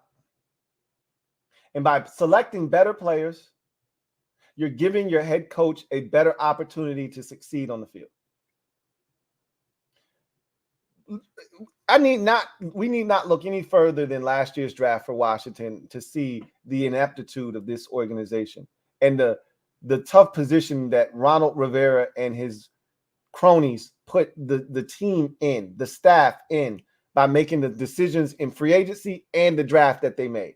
They were drafting as if Ronald just got here and they had 3-4 more years to develop these players to make them into the players that they needed them to be. Quan Martin started to come on at the end of the season. That would have been great for Ronald next year.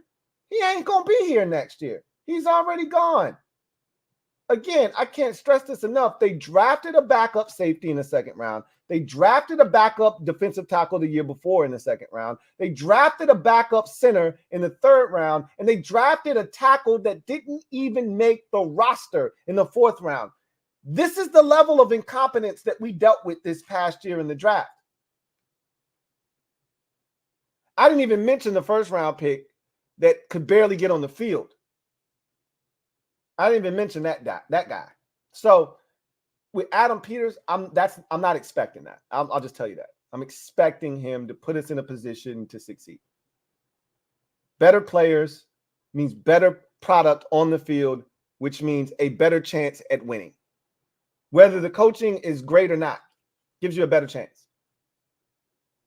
Still need good coaching, as we know. But I said this to Lloyd Brunson on the Super Friends.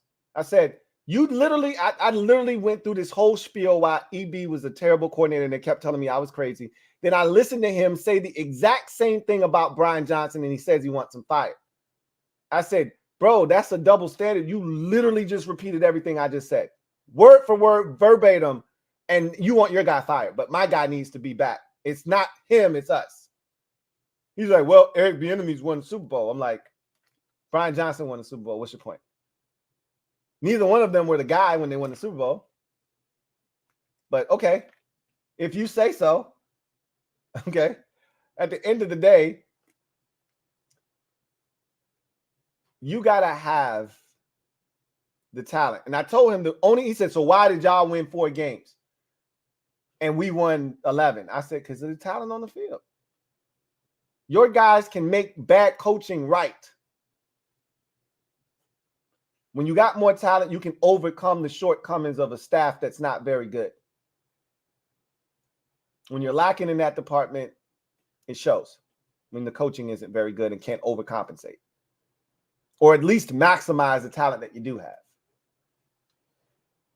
So I see it starting with just, first of all, bringing better people in the building. Once whomever gets this job fills out their staff, I expect a higher level of competency in the building, top to bottom.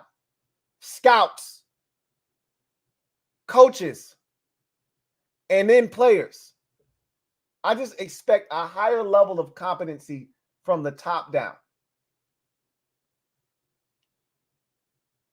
King of the Bluegrass, thank you for the super chat. Greatly appreciate you. King of the Bluegrass writes, LOL, I was coming for Law's head on that Super Friends stream to see if he was a man of his word, and boy, he was. Well, supporting at the same time, win-win.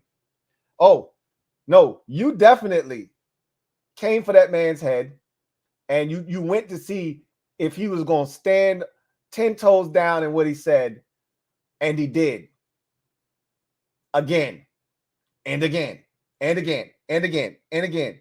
And I'm going to say, you were the one that started it all. Shout out to you. You were the one that kicked off that chain of events. You set the tone, and everybody else followed. And then madness, chaos, and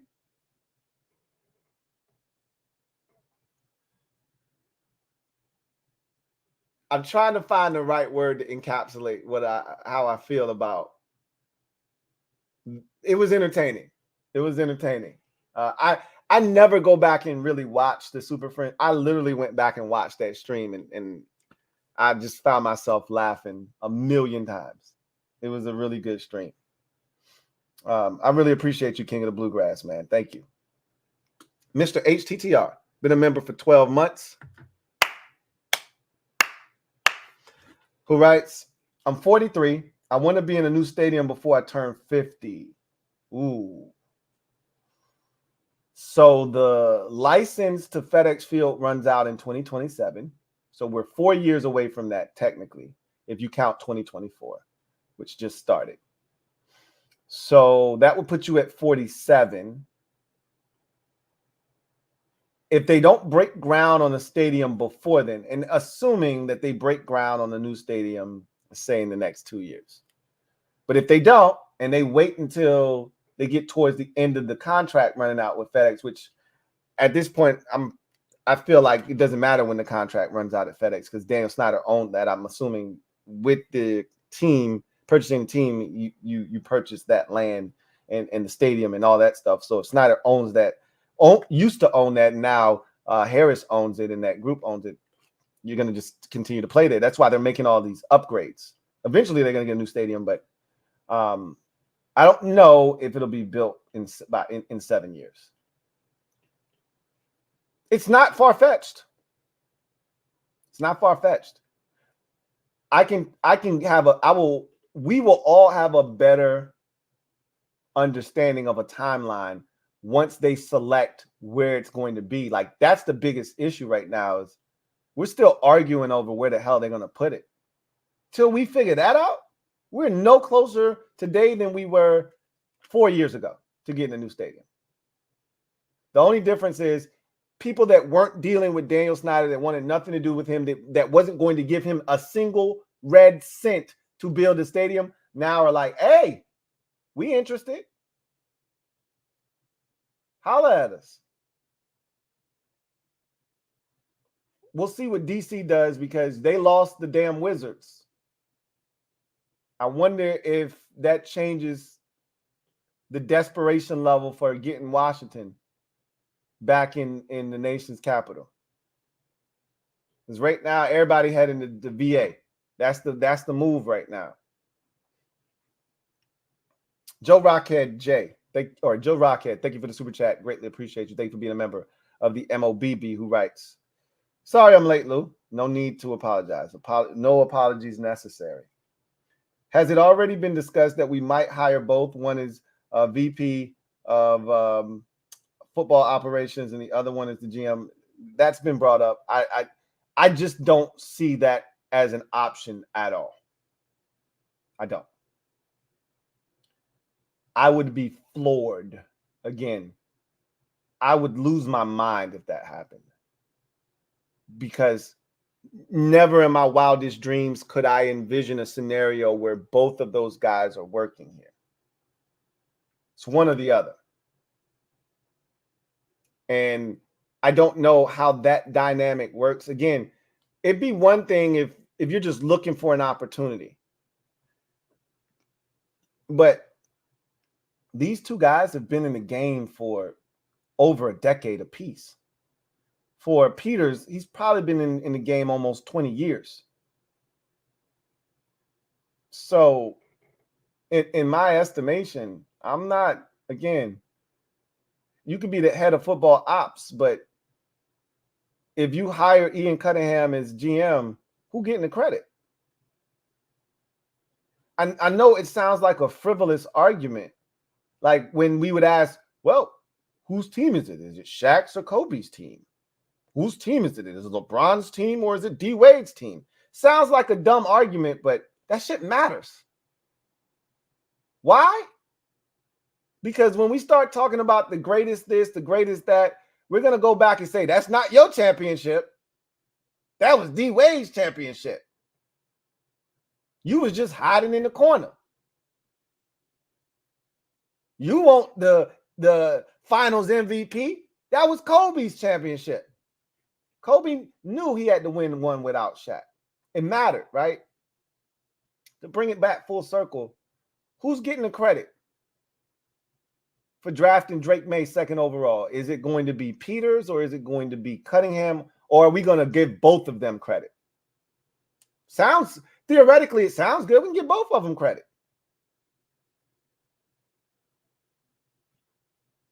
But that gets old, doesn't it? If you were looking for dual credit or some credit, but not most of the credit, you could have just stayed where you were. I can't see an instance in which both of them are employed here in Washington at the same time. If that happens, again, Josh Harris is a legend. Bob Myers and Rick Spielman deserve awards for convincing these two gentlemen that y'all both need to be here. That's not what I see happening. The Real Benjamin, thank you for the super chat. Greatly appreciate you. Double up. Thank you for doubling up. Who writes, we're getting both Peters and Cunningham.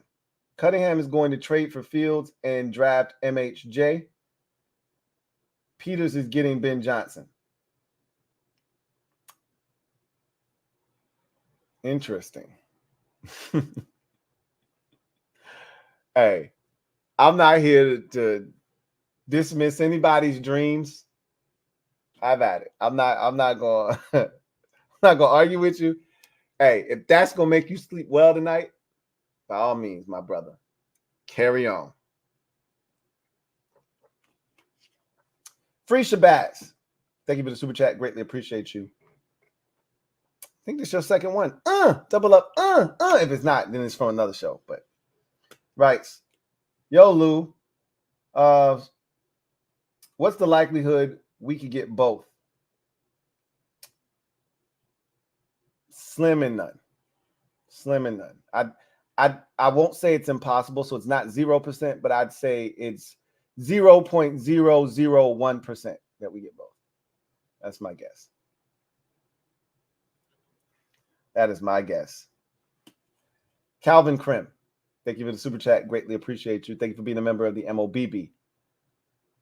Who writes, Lou, I believe the majority of the defensive-minded candidates interviewing for head coaches will ultimately miss out.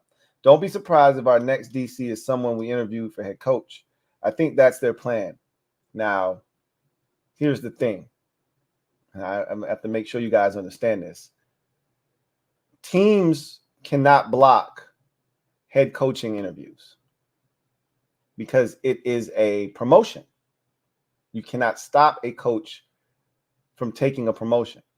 Okay. But what you can do is you can block a coach from taking a lateral position. Now, again, if you want to offer a defensive coordinator who's working somewhere currently and they're willing to make the move, you can then add to their title assistant head coach. And now that technically is an upgrade. However, most teams aren't going to allow you to poach their defensive coordinator for the same role. We've already seen multiple teams, i.e. Carolina, with Ejiro Evero, who teams have requested him for their defensive coordinator. Like, nah, bro, nah, not happening. I saw the Chargers blocked another team from talking to their special teams coordinator. Same role. And the Chargers was like, nah, get out of here. They was like, you only have no coach. Get out of here, bro. That's our special teams coach. Carry your ass. Go find somebody else. So what I'm trying to tell you is you can interview these defensive coordinators, but if you ain't giving them a head coaching job, if you interview Raheem Morris and you like, man, this dude is impressive, we'd love to give Raheem our defensive coordinator position. And you go to the Rams, you say, hey, Raheem was ultra impressive. We'd like to get him as our defensive coordinator. They're like, man, get the hell out of my face. Raheem's our defensive coordinator. You going to hire him as your head coach? No. Then get out of here. So, again, I don't know if they're going to be looking for their defensive coordinator from that pool. I think the defensive coordinator is going to be a positional coach, probably from where the head coach came from. That's my guess. You reach back, just like Robert Saleh came to the Jets, and he reached back and he grabbed Jeff Albrecht, brought him with him, and made him the defensive coordinator. He was the linebackers coach in San Francisco. Just like DeMeco Ryans came to Houston, he's the defensive coordinator himself, right? Because he's calling defensive plays, so you don't really need a defensive coordinator. So that wasn't the big one. The big one for him was going to be, who's my offensive coordinator? So what do? He reached back and grabbed Bobby Slowick, guy that he was with in San Francisco. Generally, that's what you do. You grab somebody close to you that you feel like you can trust, that's ready for the opportunity. So I don't think that's what it's going to be, but we'll see. CJ Shoots Photo. Thank you for the super chat. Greatly appreciate you. Thank you for being a member of the MOBB, who writes, my ideal draft, number 2, best QB our GM loves. Number 36, best O-lineman talent available. Number 40, Jatavian Sanders, tight end Texas. Love me some Jatavian Sanders, boy. I'm not even going to get my hopes up. I hope we get him, though. Our quarterback's new BFF. That would be excellent. I hope that somehow through this process, he doesn't turn himself into a first-round pick that we can't get. I'd love him to just stay in obscurity. I think he injured himself in the game against Washington. I don't think it was serious. He came back into the game, but adrenaline was flowing. Let's hope that just keeps him out of most of this stuff and he's not able to showcase his skills and we're able to get him in the second round. That's selfish on my part. I want him. I would like him to be in Washington, but I'm not going to set myself up for that type of disappointment. We need a tight end, and it's going to be some in the draft. We're going to find us one. I just like it to be him.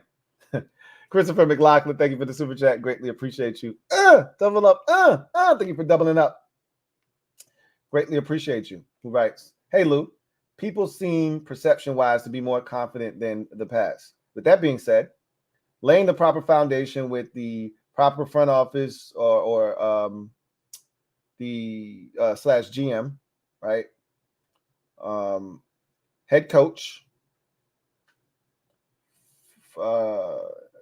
free agency, and the draft. What are reasonable expectations for this season coming, and why?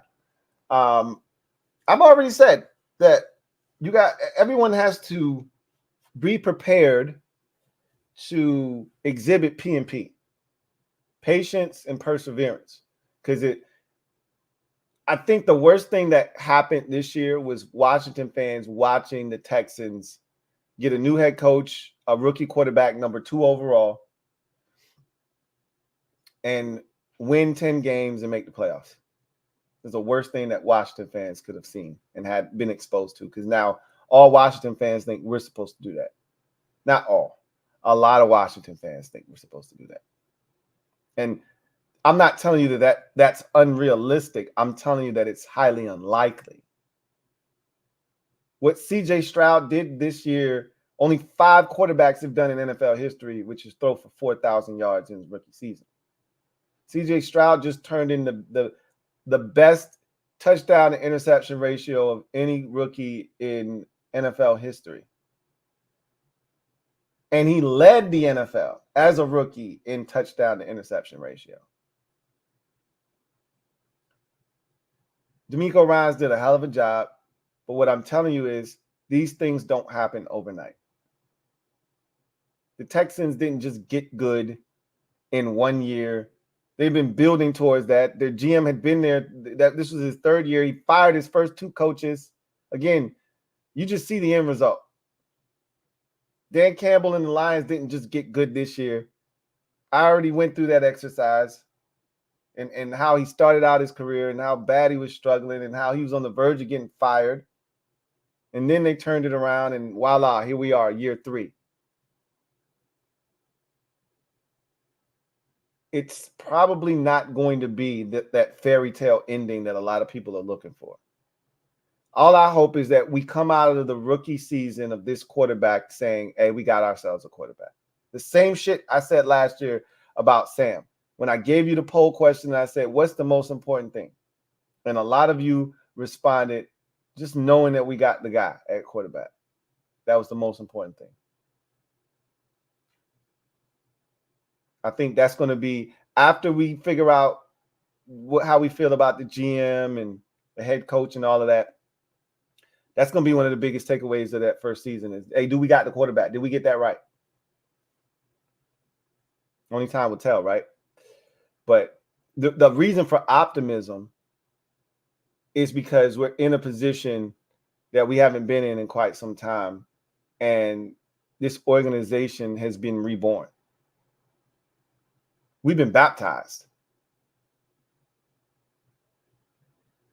We brand new. And it feels good. Feels good. Yeah. I'll tell you this because you asked me why. I've already told you that if all the right buttons are pressed, the NFL is a league set up for parity. It is the easiest league to go from worst to first.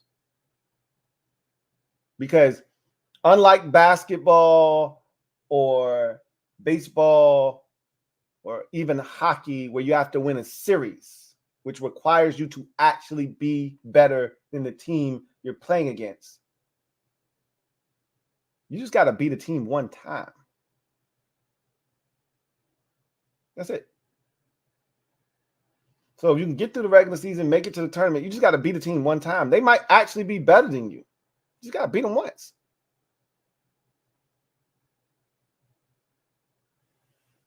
Our roster isn't great, but like I've told you, it's not as bad as a lot of you make it out to be if you press the right buttons this offseason. If some of the guys on the roster are actually better than what we think they are, either having not had the opportunity to showcase their skills or they weren't put in positions to succeed, who knows? But only one way to find out. Only one way to find out. But if you press all the right buttons, you get lucky because that's a part of the NFL, luck. Right place, right time. Ball bounces your way. You get solid play out of the quarterback position. Who knows? We could be 10-7 next year, just like the Texans were this year. But the likelihood is we'll be 6-11 or 7-10, which is a vast improvement over the 4-13 team we were this year. And if the quarterback plays well and we still got some things to iron out on the defensive side here and there, cool. We feel good about that. But we'll see. We'll see what happens. B-Hat, thank you for the super chat. Greatly appreciate you. Double up. Thank you for doubling up. Who writes, I feel like we just need some proven vets to pair with a young quarterback. I know I'm tripping. Those were examples. Give me Ben Johnson and we good. Laughing my ass off. I'm just glad you understood how crazy that super was. I'm just glad we were able to come to a understanding. I knew what you were trying to do. But those were some bad examples, bro. Those were some bad names you brought up. I love it though. Jay Bradman, thank you for the super chat. Greatly appreciate you.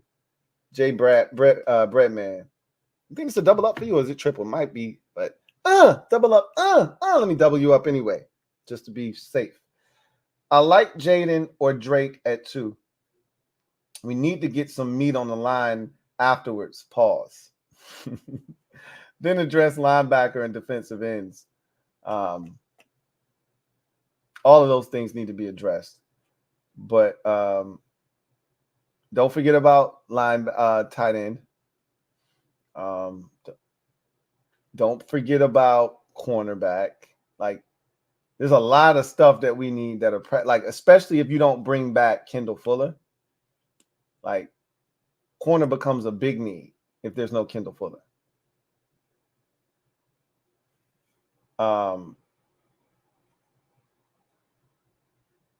We need about 3 defensive ends right now as it stands. Like, no bullshit. We need like 3 defensive ends. Assuming you don't bring back 2 of the dudes that are free agents right now on 1-year deals. Like, it's some stuff that we got to take care of. So, we'll see. We'll see what happens. Joe Rockhead, thank you for the super chat. Greatly appreciate you. Double up. Thank you for doubling up. Who writes, I would be highly disappointed if either Peters or Cunningham keeps Martin Mayhew. Like, why?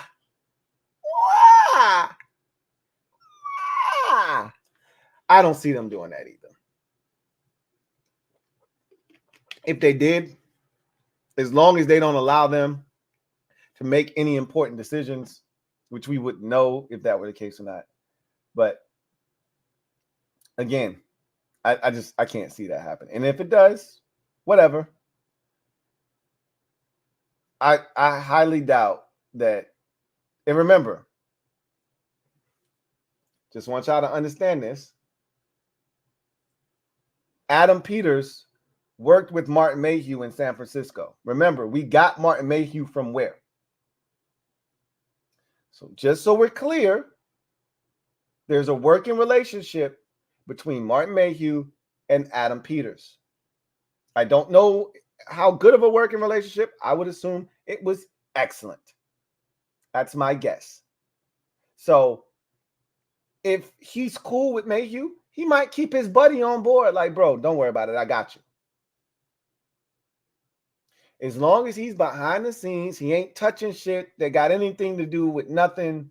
Just sit there, don't touch nothing, and shut up. As long as that's what he's doing, I'm cool. Is if he start pressing buttons and touching shit, hey, you got to get out, man.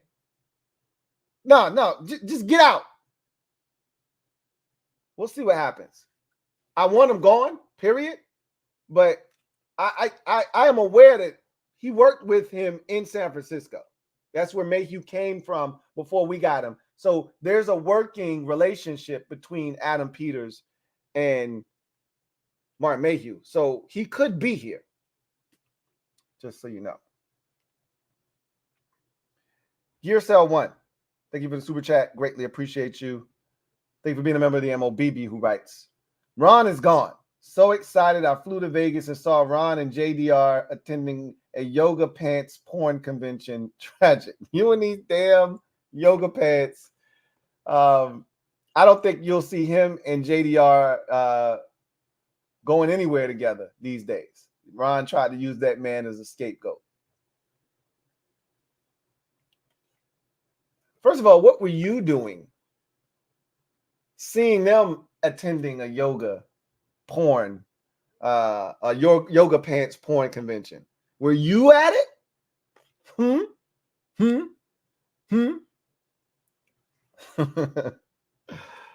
King of the Bluegrass. Thank you for the super chat. Greatly appreciate you. Thank you for being a member of the MOBB who writes, trust me, Lou, when you do a deep dive on these quarterbacks, you will put your coat back on. You've been saying that. You've been saying that. We'll see. I'll be the judge. You already put yours on and you already outside. So you already told me how you felt. DC Dude, thank you for the super chat. Greatly appreciate you. King of the Bluegrass, you funny as hell. DC Dude, thank you for the super chat. Greatly appreciate you. Who writes? New ownership, new president, new GM, new head coach, new OC, new DC, new quarterback, who they think is generational from the city, has never happened before. Get Caleb. Don't mess this up. I thought you was going somewhere else with that. You said all of that just to make a point of, hey, we better get Caleb. That's not where I thought that was going to go. I should have known, because your name is DC Dude, that you was going to try to put on for the city and bring somebody back home. I should have known. But that felt like a misleading commercial, what you just did to me on that super chat. That felt like watching a couple of sausage links cooking on the grill, and then out of nowhere, you got a carton of chocolate milk talking about the other milk. The hell did that come from? Right? You got me, though. You got me. So you want Caleb. We'll see. So my question to you is, if they don't get Caleb, are you going to be upset? Are you going to be mad? Are you not going to support the new quarterback? I hope that's not the case.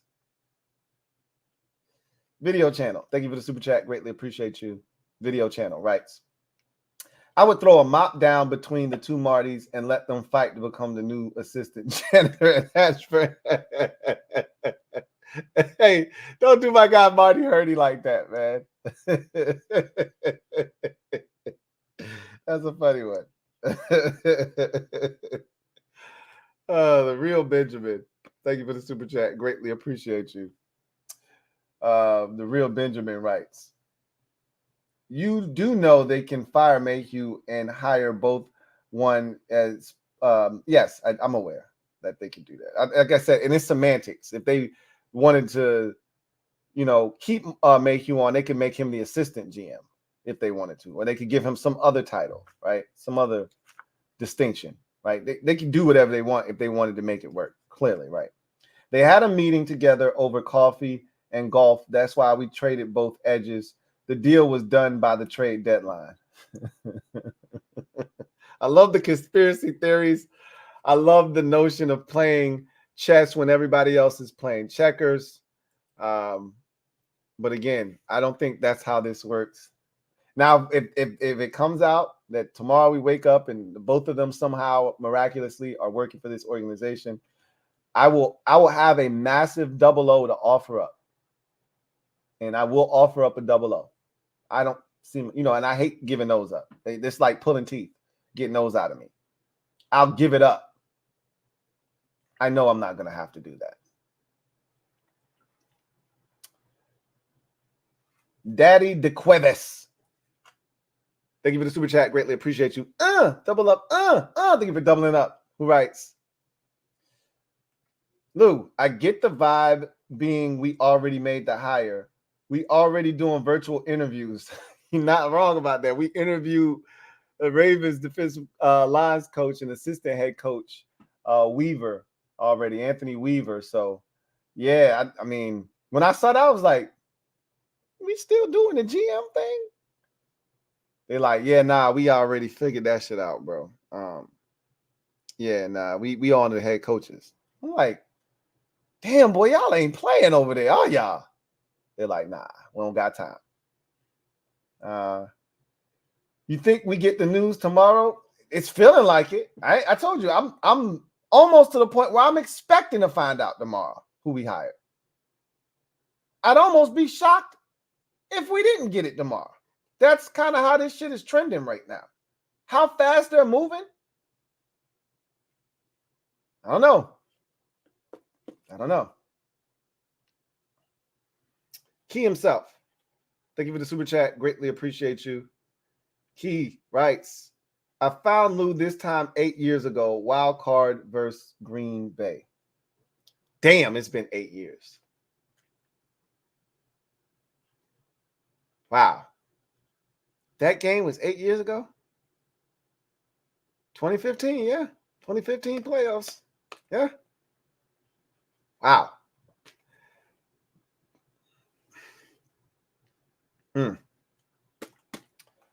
Time flies when you're having fun. Except this ain't been fun, but this has been fun. But the fandom hasn't been fun. But this has been fun. So I guess that's why time's flying. Glad you found me, and I'm glad you're still kicking it with me. I appreciate you, Key. HUDNet Systems. Thank you for the super chat. Greatly appreciate you. Who writes, who we going to get with the number 2 pick, Lou? Don't know. That's the question that everybody will be asking after we finish hiring the GM and the head coach. The next question goes to, hey, what are we doing with number 2? And we got a long time before that decision has to be made. And I always tell people, even though I know for a fact that the offseason, the free agency period and things of that nature aren't going to lead us into any direction as to what they do with number 2. The only way you could say, well, they ain't going to do it with number 2 now is if they did something at quarterback, but they're not going to do anything at quarterback unless they trade for Fields. But I don't see that happening. So the likelihood is we won't know. We won't know. But if they don't do anything at quarterback, they're taking a quarterback at 2. And we'll see how aggressive they want to be, how, what Chicago's doing, because Chicago could shut everything down and be like, nah, we're not trading the number 1 pick. And if they're not trading the number 1 pick, then I would say that the pick is probably going to be Drake May. But again, who knows? King of the Bluegrass. Thank you for the super chat. Greatly appreciate you. King of the Bluegrass writes, I'm so happy that this process is moving quick and fast and in a hurry, because Harris needs to get his ass over to the Sixers and get us a 3rd max player before Joel is in a wheelchair. So you're a Sixers fan. My dad is a Sixers fan, so I've watched the Sixers very closely. Maxey and technically Maxey stepped up huge this year, Joel, and then Tobias Harris, but I get it. I get it. You're not beating Boston with that trio of guys. I'm aware. Jamal Hamlin, thank you for the super chat. Greatly appreciate you. Jamal Hamlin, thank you for being a member of the MOBB, writes, hey, Lou. I've been trying to catch up on everything, and oh yeah, I saw the tumble heard round the world. LOL. Hey, that was hilarious. Every time, similar to when he says, tenderize that Philly meat real good. Every time I hear that, I laugh, right? When I watch that, or I watch that video or that clip, or, I hear it in the intro, I crack up. It never gets old. That will never get old. Like, there's certain things that I don't care how many times I see it, it's just going to be funny to me. That's one of those situations that'll always be funny to me. And me creating the alcohol wins. That's always going to be.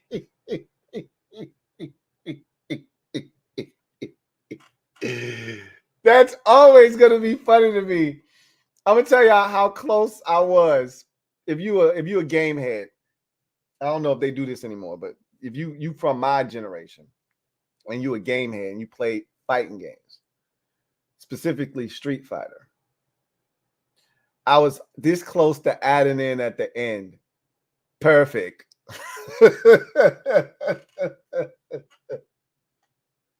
But I was like, that's too much. That's too much. Sometimes less is more. I just left it right where it was. I didn't think I needed to add anything else to it. Oh, man. Free Shabazz. Thank you for the super chat. Greatly appreciate you. Free Shabazz writes, yo, Lou, with heads rolling all around this staff, what players do you foresee going that you will not and that you will not miss? Will and will not miss. So I won't miss Antonio Gibson, even though I like him a lot and I wanted him to succeed here. I really did. I was rooting like hell for him because he's a good dude. And I wanted to see him win here, but we just can never get the most out of him. And he didn't get enough opportunities this year. I actually thought he was playing some of his best ball. If he just got more opportunities, he could have done some shit this year. He just didn't get enough opportunities, I don't think. But I'm not going to miss him, though, because I just don't think he can maximize his potential here.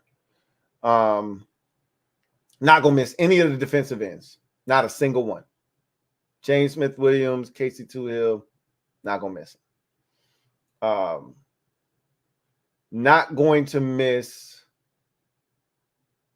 Sadiq Charles. Not going to miss him. Not going to miss David Mayo. Like, I could do this all day with you. I'll save you the trouble. I'll just tell you who I will miss. If they don't bring back Cornelius Lucas, his contract is up. I'll miss him. If they don't bring back Kendall Fuller, I'll miss him. If they don't bring back Cam Curl, I'll miss him. If they don't bring back Curtis Samuel, I will miss him. That's the list.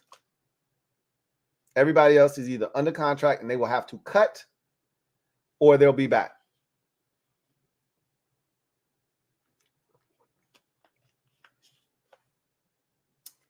King of the Bluegrass. Thank you for the super chat. Greatly appreciate you. King of the Bluegrass writes, Sanders is cool, but I think Washington should go offensive line with both picks in the second and go for Cade Stover in the third or fourth. Cade Stover is good, but I don't think he's a good enough athlete, man. That's the Ohio State tight end. I like him a lot, but I don't think he's a good enough athlete. I think he's just athletic enough to pass the eye test, but I'm looking for a game changer at tight end, bro. I don't know, he ain't Logan Thomas, but he's big. He's like the notch above Logan Thomas athleticism wise. He big as shit too. He's a big ass dude. He moved for his size, but I'm like, we can't do a much more athletic guy, or maybe just maybe he could be, the big physical possession tight end, and then Amani Rodgers comes back and he's the athletically gifted one. I don't know. I want Jadavian Sanders. That's what I want. Jadavian Sanders, and just be done with it. But we'll let the board dictate what happens. We can want what we want, but we know we need offensive line, and if that's what's popping at that time, you got to go with what's popping at that time. And we need an edge rusher, and that might be what's popping in the second round. I almost feel like it's a must you get an edge rusher in the second round with one of those two picks. Almost feel like you have to do that. That may not be what the board says, but that's what it kind of feels like right now. But we'll see. Again, there'll be some free agents out there. Maybe you spend on one of them. I already told you who I saw in the crystal ball. We'll see. But I see where you're coming from with Cade Stover, and you can get him in the third or fourth round. Jado, thank you for the super chat. Greatly appreciate you. Jado, right? And thank you for being a member of the MOBB who writes, what's up, Lou? You think we're Ben's first choice? I do. I hope we are. I can't say that with 100% certainty. I don't know where his head is. But for what we have and what we can offer and what's on the table, understand now, we're going to really find out where Ben's head's at. Because the money that Carolina might throw at him, we can't touch it. Can't nobody touch it. If Ben is serious about winning, he'll stay as far away from Carolina as possible, no matter how much money they offering him. But if Ben is like, yo, all about my name is Benjamin, I'm all about the Benjamins, baby, then we might not be able to compete with Carolina and David Tepper. Them pockets is deep. And as he's already shown, he don't give a shit. He'll do whatever. That man made Matt Rule the highest paid coach in the NFL at the time. He don't care. I hope we his first choice. I think we are, but I can't say that for certain. Jay Breadman, thank you for the super chat. Greatly appreciate you. Jay Breadman writes, Law looked like me when I first round found out Ronald was fired that morning. I was drunker than a sumbitch. He said when he first found out Ronald was fired that morning. Oh, you was getting it in that early? Because that was early in the morning. We found out first thing. Damn. You was that excited, Jay Breadman? You wanted them going that bad, huh? Zoinks! Future millionaire. Thank you for the super chat. Greatly appreciate you. Thank you for being a member of the MOBB. Who writes, Javon Baker, UCF, big wide receiver we can grab in the later rounds. Y'all know these are names that right over my head right now. I might be able to talk to you about Javon Baker in 2.5 months from now. But right now, couldn't tell you. I couldn't pick Javon Baker out of a lineup. And he could be wearing a UCF jersey with Baker on the back, and I wouldn't be able to tell you if that's him or not. So we'll see what happens. We need a big receiver, though. I know that much. And what I've been told, and this is what I've been told, a lot of big receivers that can move in this year's draft class.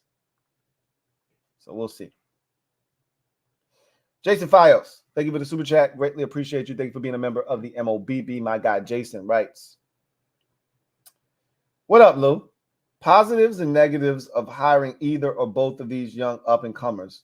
When should we expect your expertise on the top 3 quarterbacks? So the positives are that they've been groomed for this moment, for this opportunity, for this chance. They've waited. One thing about GMs, and it doesn't always work out, but these guys are preparing for this moment for like 12 years.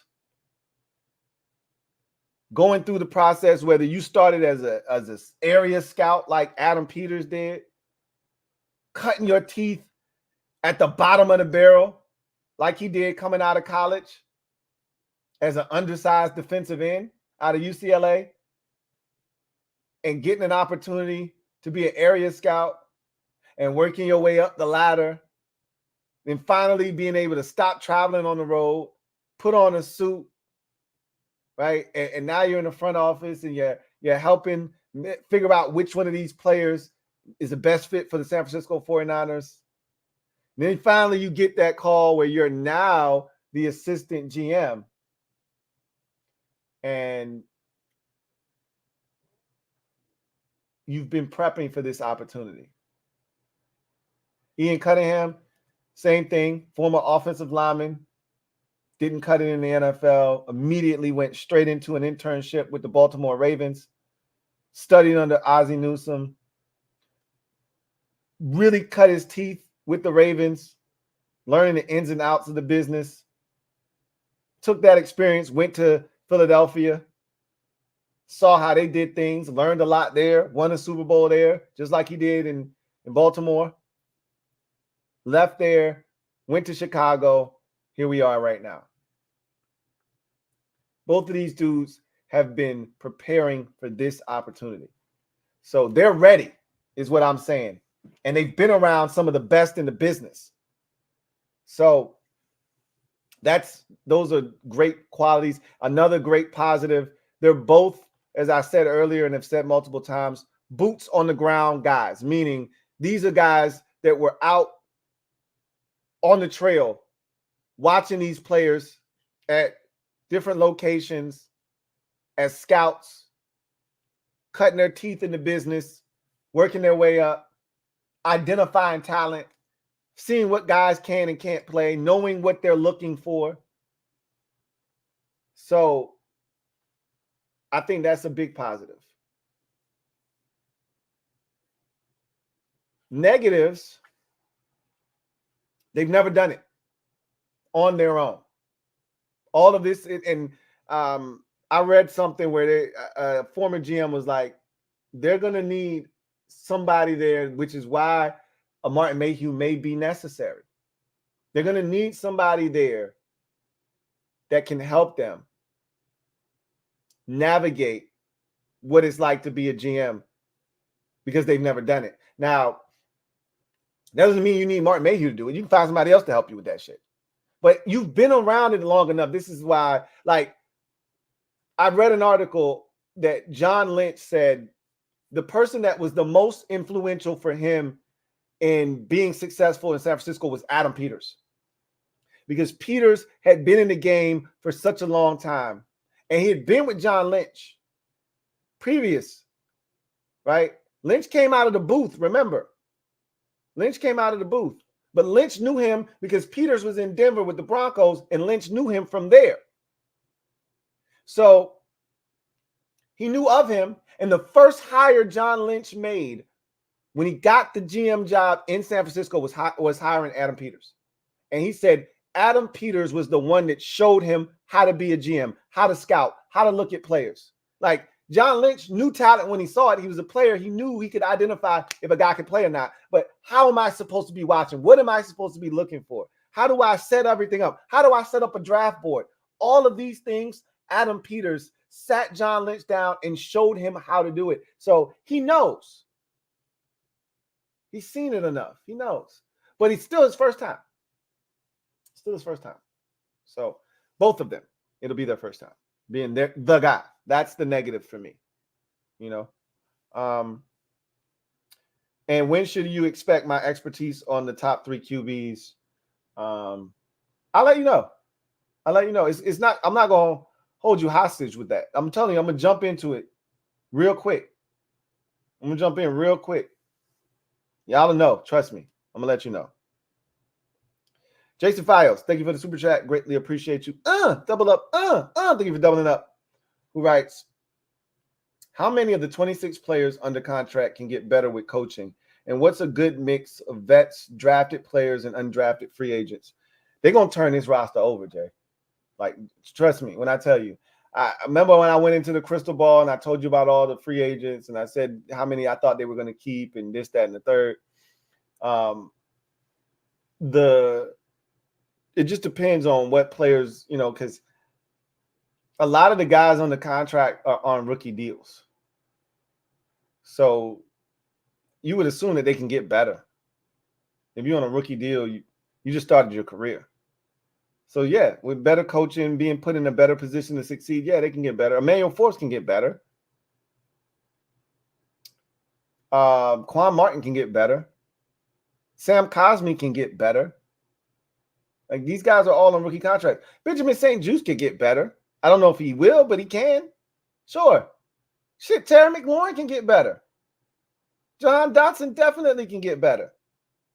So, yes, I would say just about every single guy that's going to be back can get better. There's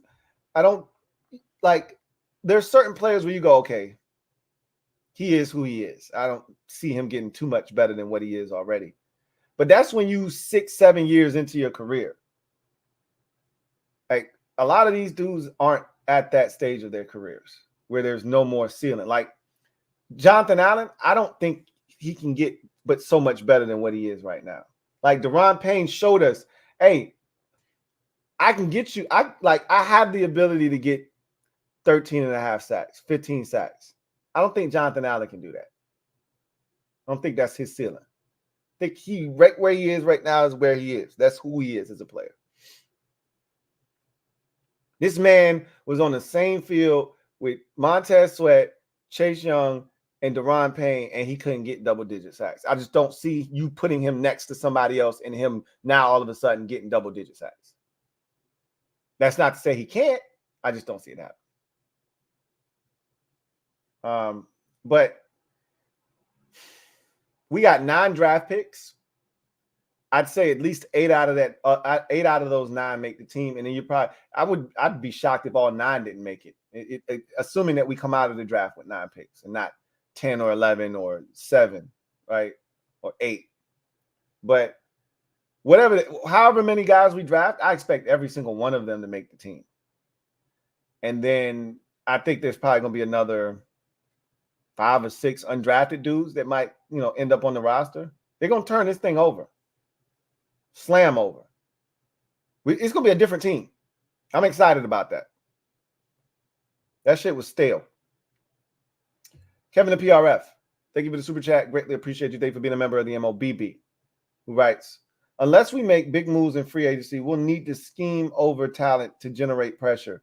Wink not a perfect fit for DC. Nah, because he's too aggressive. Wink don't care if we got corners that can cover or not. He going to blitz. That's the problem. And that's what I'm keep trying to tell y'all is Jack didn't blitz a ton because I think he was trying to protect the secondary because he knew we couldn't cover for real.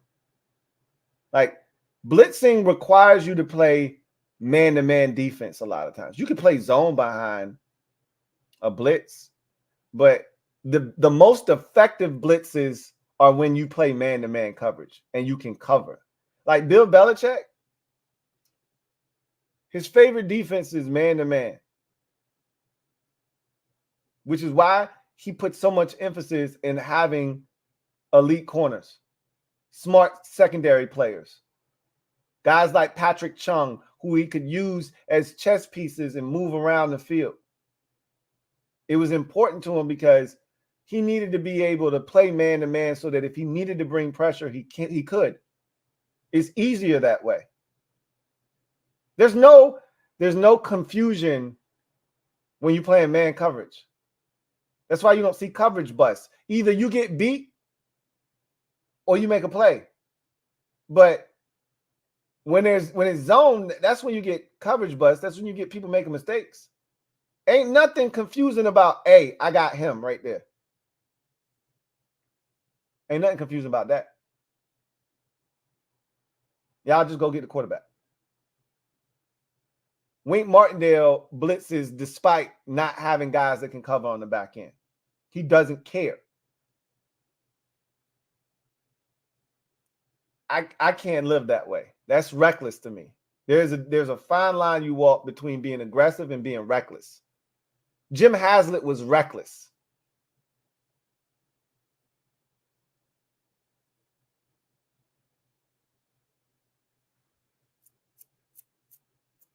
Wink Martindale is reckless.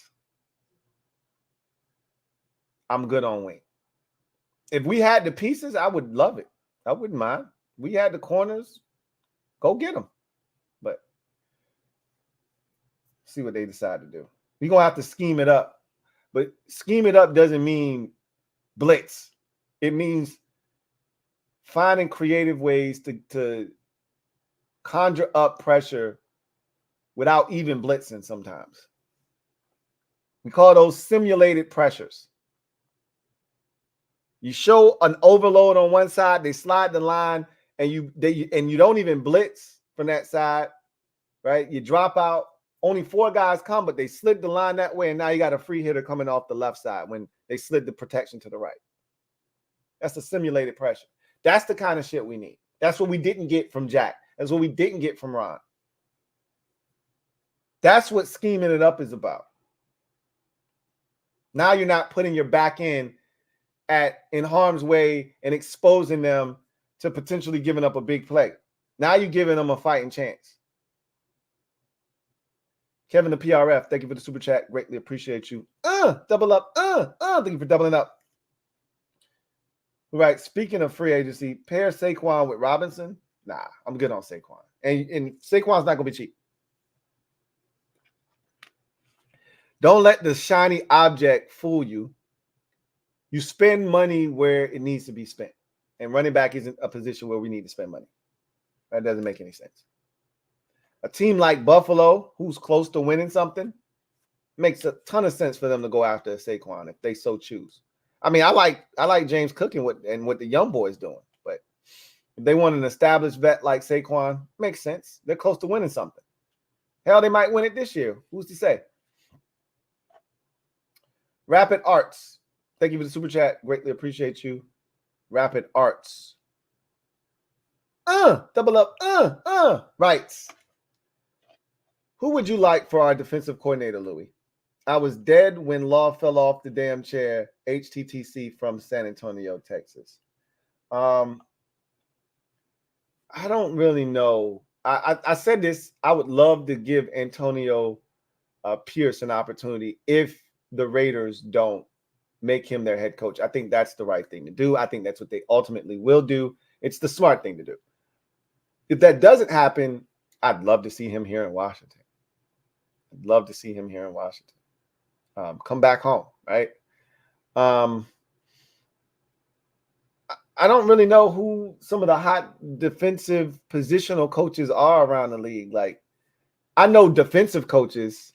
I don't know the intimate inner workings of who's your cornerbacks coach, your DBs coach. Like, Dallas has Al Harris. He's a notable name because the Cowboys are in our division. We see them all the time.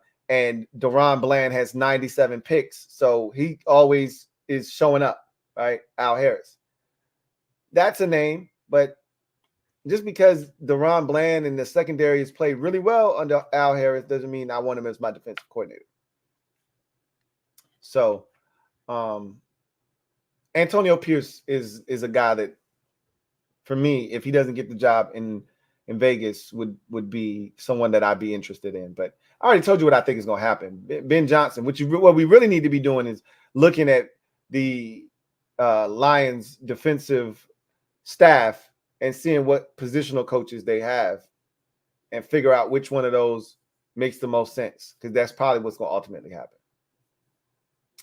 And when Law fell off the chair, the crazy part was, and I said this in the play-by-play video, is me and LB were oblivious for like 5 minutes. It wasn't until the chat told us literally, hey, and then LB was like, yo, where Law at? I'm like, he probably went to get something to drink or something to eat, man. I don't know. Right? I mean, because we stopped paying attention. This is what did it. We stopped paying attention to this man because he was doing stupid shit. He was doing crazy shit. You know, it was like Hollywood Squares, and he was in his square just doing random ass shit, right?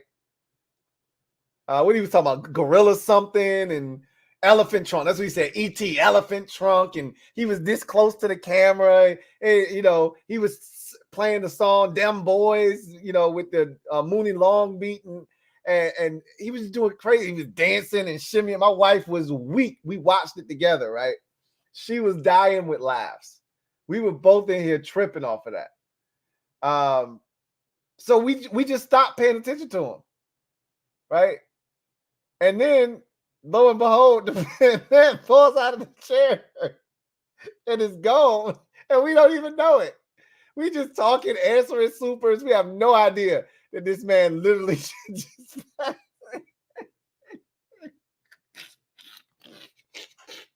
Yo, when I tell you, and I went back and watched it because I didn't look, I hadn't seen what actually happened until after the stream was over. That was the first time I saw it. Somebody, I want to say, shout out to the Cherry Squad. Big up the Cherry Squad. I want to say somebody in the Cherry Squad clipped it and put it in the Cherry Squad, and it showed up on my phone, and that's how I first saw it. I want to say it was Mega who clipped it, and I saw it for the first time, and I was like, oh my God, this is crazy. And I couldn't stop watching. And at that moment, I knew I had to do play-by-play. I had to. It was too good. I talked to him about it first, so I need y'all to know that I got his consent, his permission. I wasn't going to do that to him. If he didn't think it was funny, then I'm not going to be out here making light of it. He was a good sport about it. He was laughing about it the next day, and like I said, he's definitely got Wolverine blood. But anyway, I digress. Martin Matthews, my guy, Double M. Thank you for the super chat. Greatly appreciate you. Who writes, hey, Louie, it's been a while. It has. If Jonathan Allen is traded, who do you want or then think we'll get? If Jonathan Allen is traded, I've said this already, I think we get a second-round pick for Jonathan Allen. If you got to go up to 1 with Chicago, I think Jonathan Allen makes an excellent sweetener in the deal. They've already got a track record of doing that. With last year, they did it with DJ Moore, right? So having a player thrown in to sweeten the pot, I wouldn't mind throwing him in there that's what needed to be done to get the deal done, if that's what they wanted to do.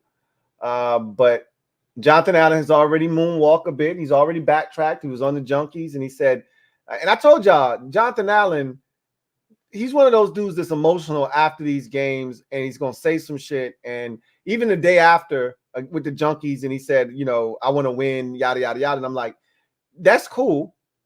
And I know he doesn't want to be a part of a rebuild, but I'm like, all somebody got to do is get to him, right? And it just happened to be the owner, because the owner realizes what Jonathan Allen means to this franchise. Like, when he first got here, the first player he probably met was Jonathan Allen.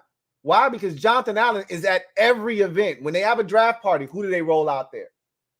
When they have something significant, whether it's dealing with the military or it's something dealing with, this big thing that they're doing for the team, but it also represents the league, who do they roll out there? It's always Jonathan Allen, right? He's been a great soldier, and he's a great face of the franchise in terms of who you can roll out there. He's very eloquent. He's been a leader, and I think Josh Harris recognizes, like, you're the kind of guy we want here. We don't want to lose you. And trust me, last year was not acceptable. We're not rebuilding anything. We're trying to win, and we're trying to win now. That's what Josh Harris told him, and that's all he needed to hear. Now, is that true?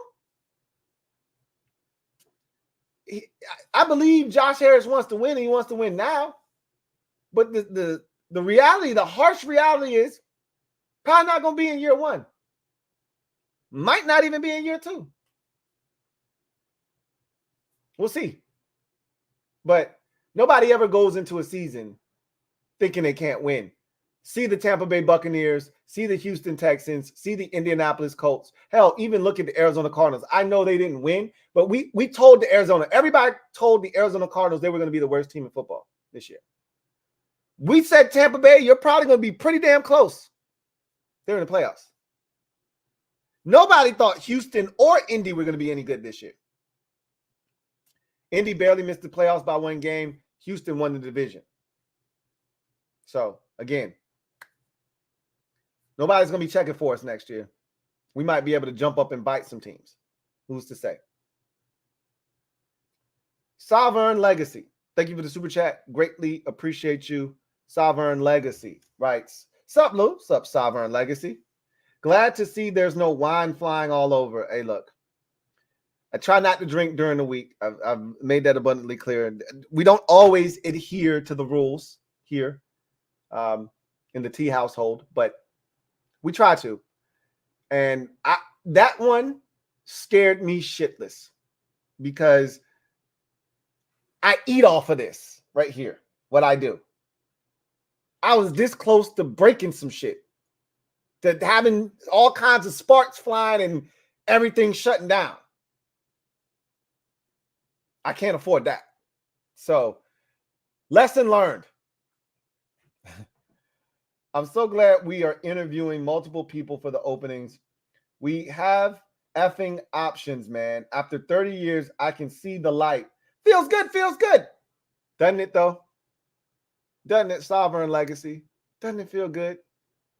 I remember growing up, it was a Payless commercial. It went, doesn't it feel good to pay less? Doesn't it feel good to just see everything going on in a positive manner and know that it doesn't stop here? This isn't it. There's more. We're not out to just win free agency. We winning at the highest levels in terms of building an organization. If we get this right, it changes everything, bro. Everything. Everything changes. Feels good. Feels good. Feels good. Kevin the PRF. Thank you for the super chat. Greatly appreciate you. Kevin the PRF writes, I watch winners and losers on replay. Did you throw your rookie of the year, Kevin the PRF, under the bus? I'm straight Roman Reigns next year. Acknowledge me. I'm giving out awards next. I think I'm gonna do it next week. I may not do it until the week that there's no games because of the gap between the championship round and the Super Bowl. I know I got to make up my mind when I want to do it, but we'll see if you qualify for that. You had a hell of a season, so you'll be in that mix. I'm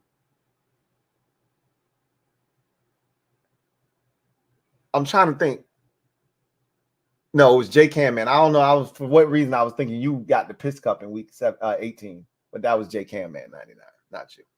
Anyway, I digress. That's gonna do it for me. Your man, Louie T, here on this exciting episode of the Command Post Live. You know what it is. Post up, take command, and then there were two. And y'all somehow think it's just one because they're going to both be here. Nah, I don't see that happening. We're going to hire somebody. We might even find out tomorrow. I'd be shocked if they did this on a Friday. I've convinced myself that, man, it's moving so quick, they're going to do it tomorrow. And if they do it tomorrow, while I wouldn't be shocked because of the rapid pace at which they've been moving, but I would be shocked because generally you don't make big decisions on a Friday. You hide stuff on a Friday. This organization has been great at doing that for years. You bury the lead on a Friday, right at the close of business on Friday, as the weekend is hitting. So First Take and Undisputed and none of those shows could talk about you. And by Monday, a whole new news cycle has come through. Games have been played, and ain't nobody thinking about your dumb ass. We were the best in the business at that. You want attention, you don't do it on Friday. You do it on Monday. You do it on Tuesday. You do it on Wednesday. I see them doing this next week. I see them doing this next week, but we'll see.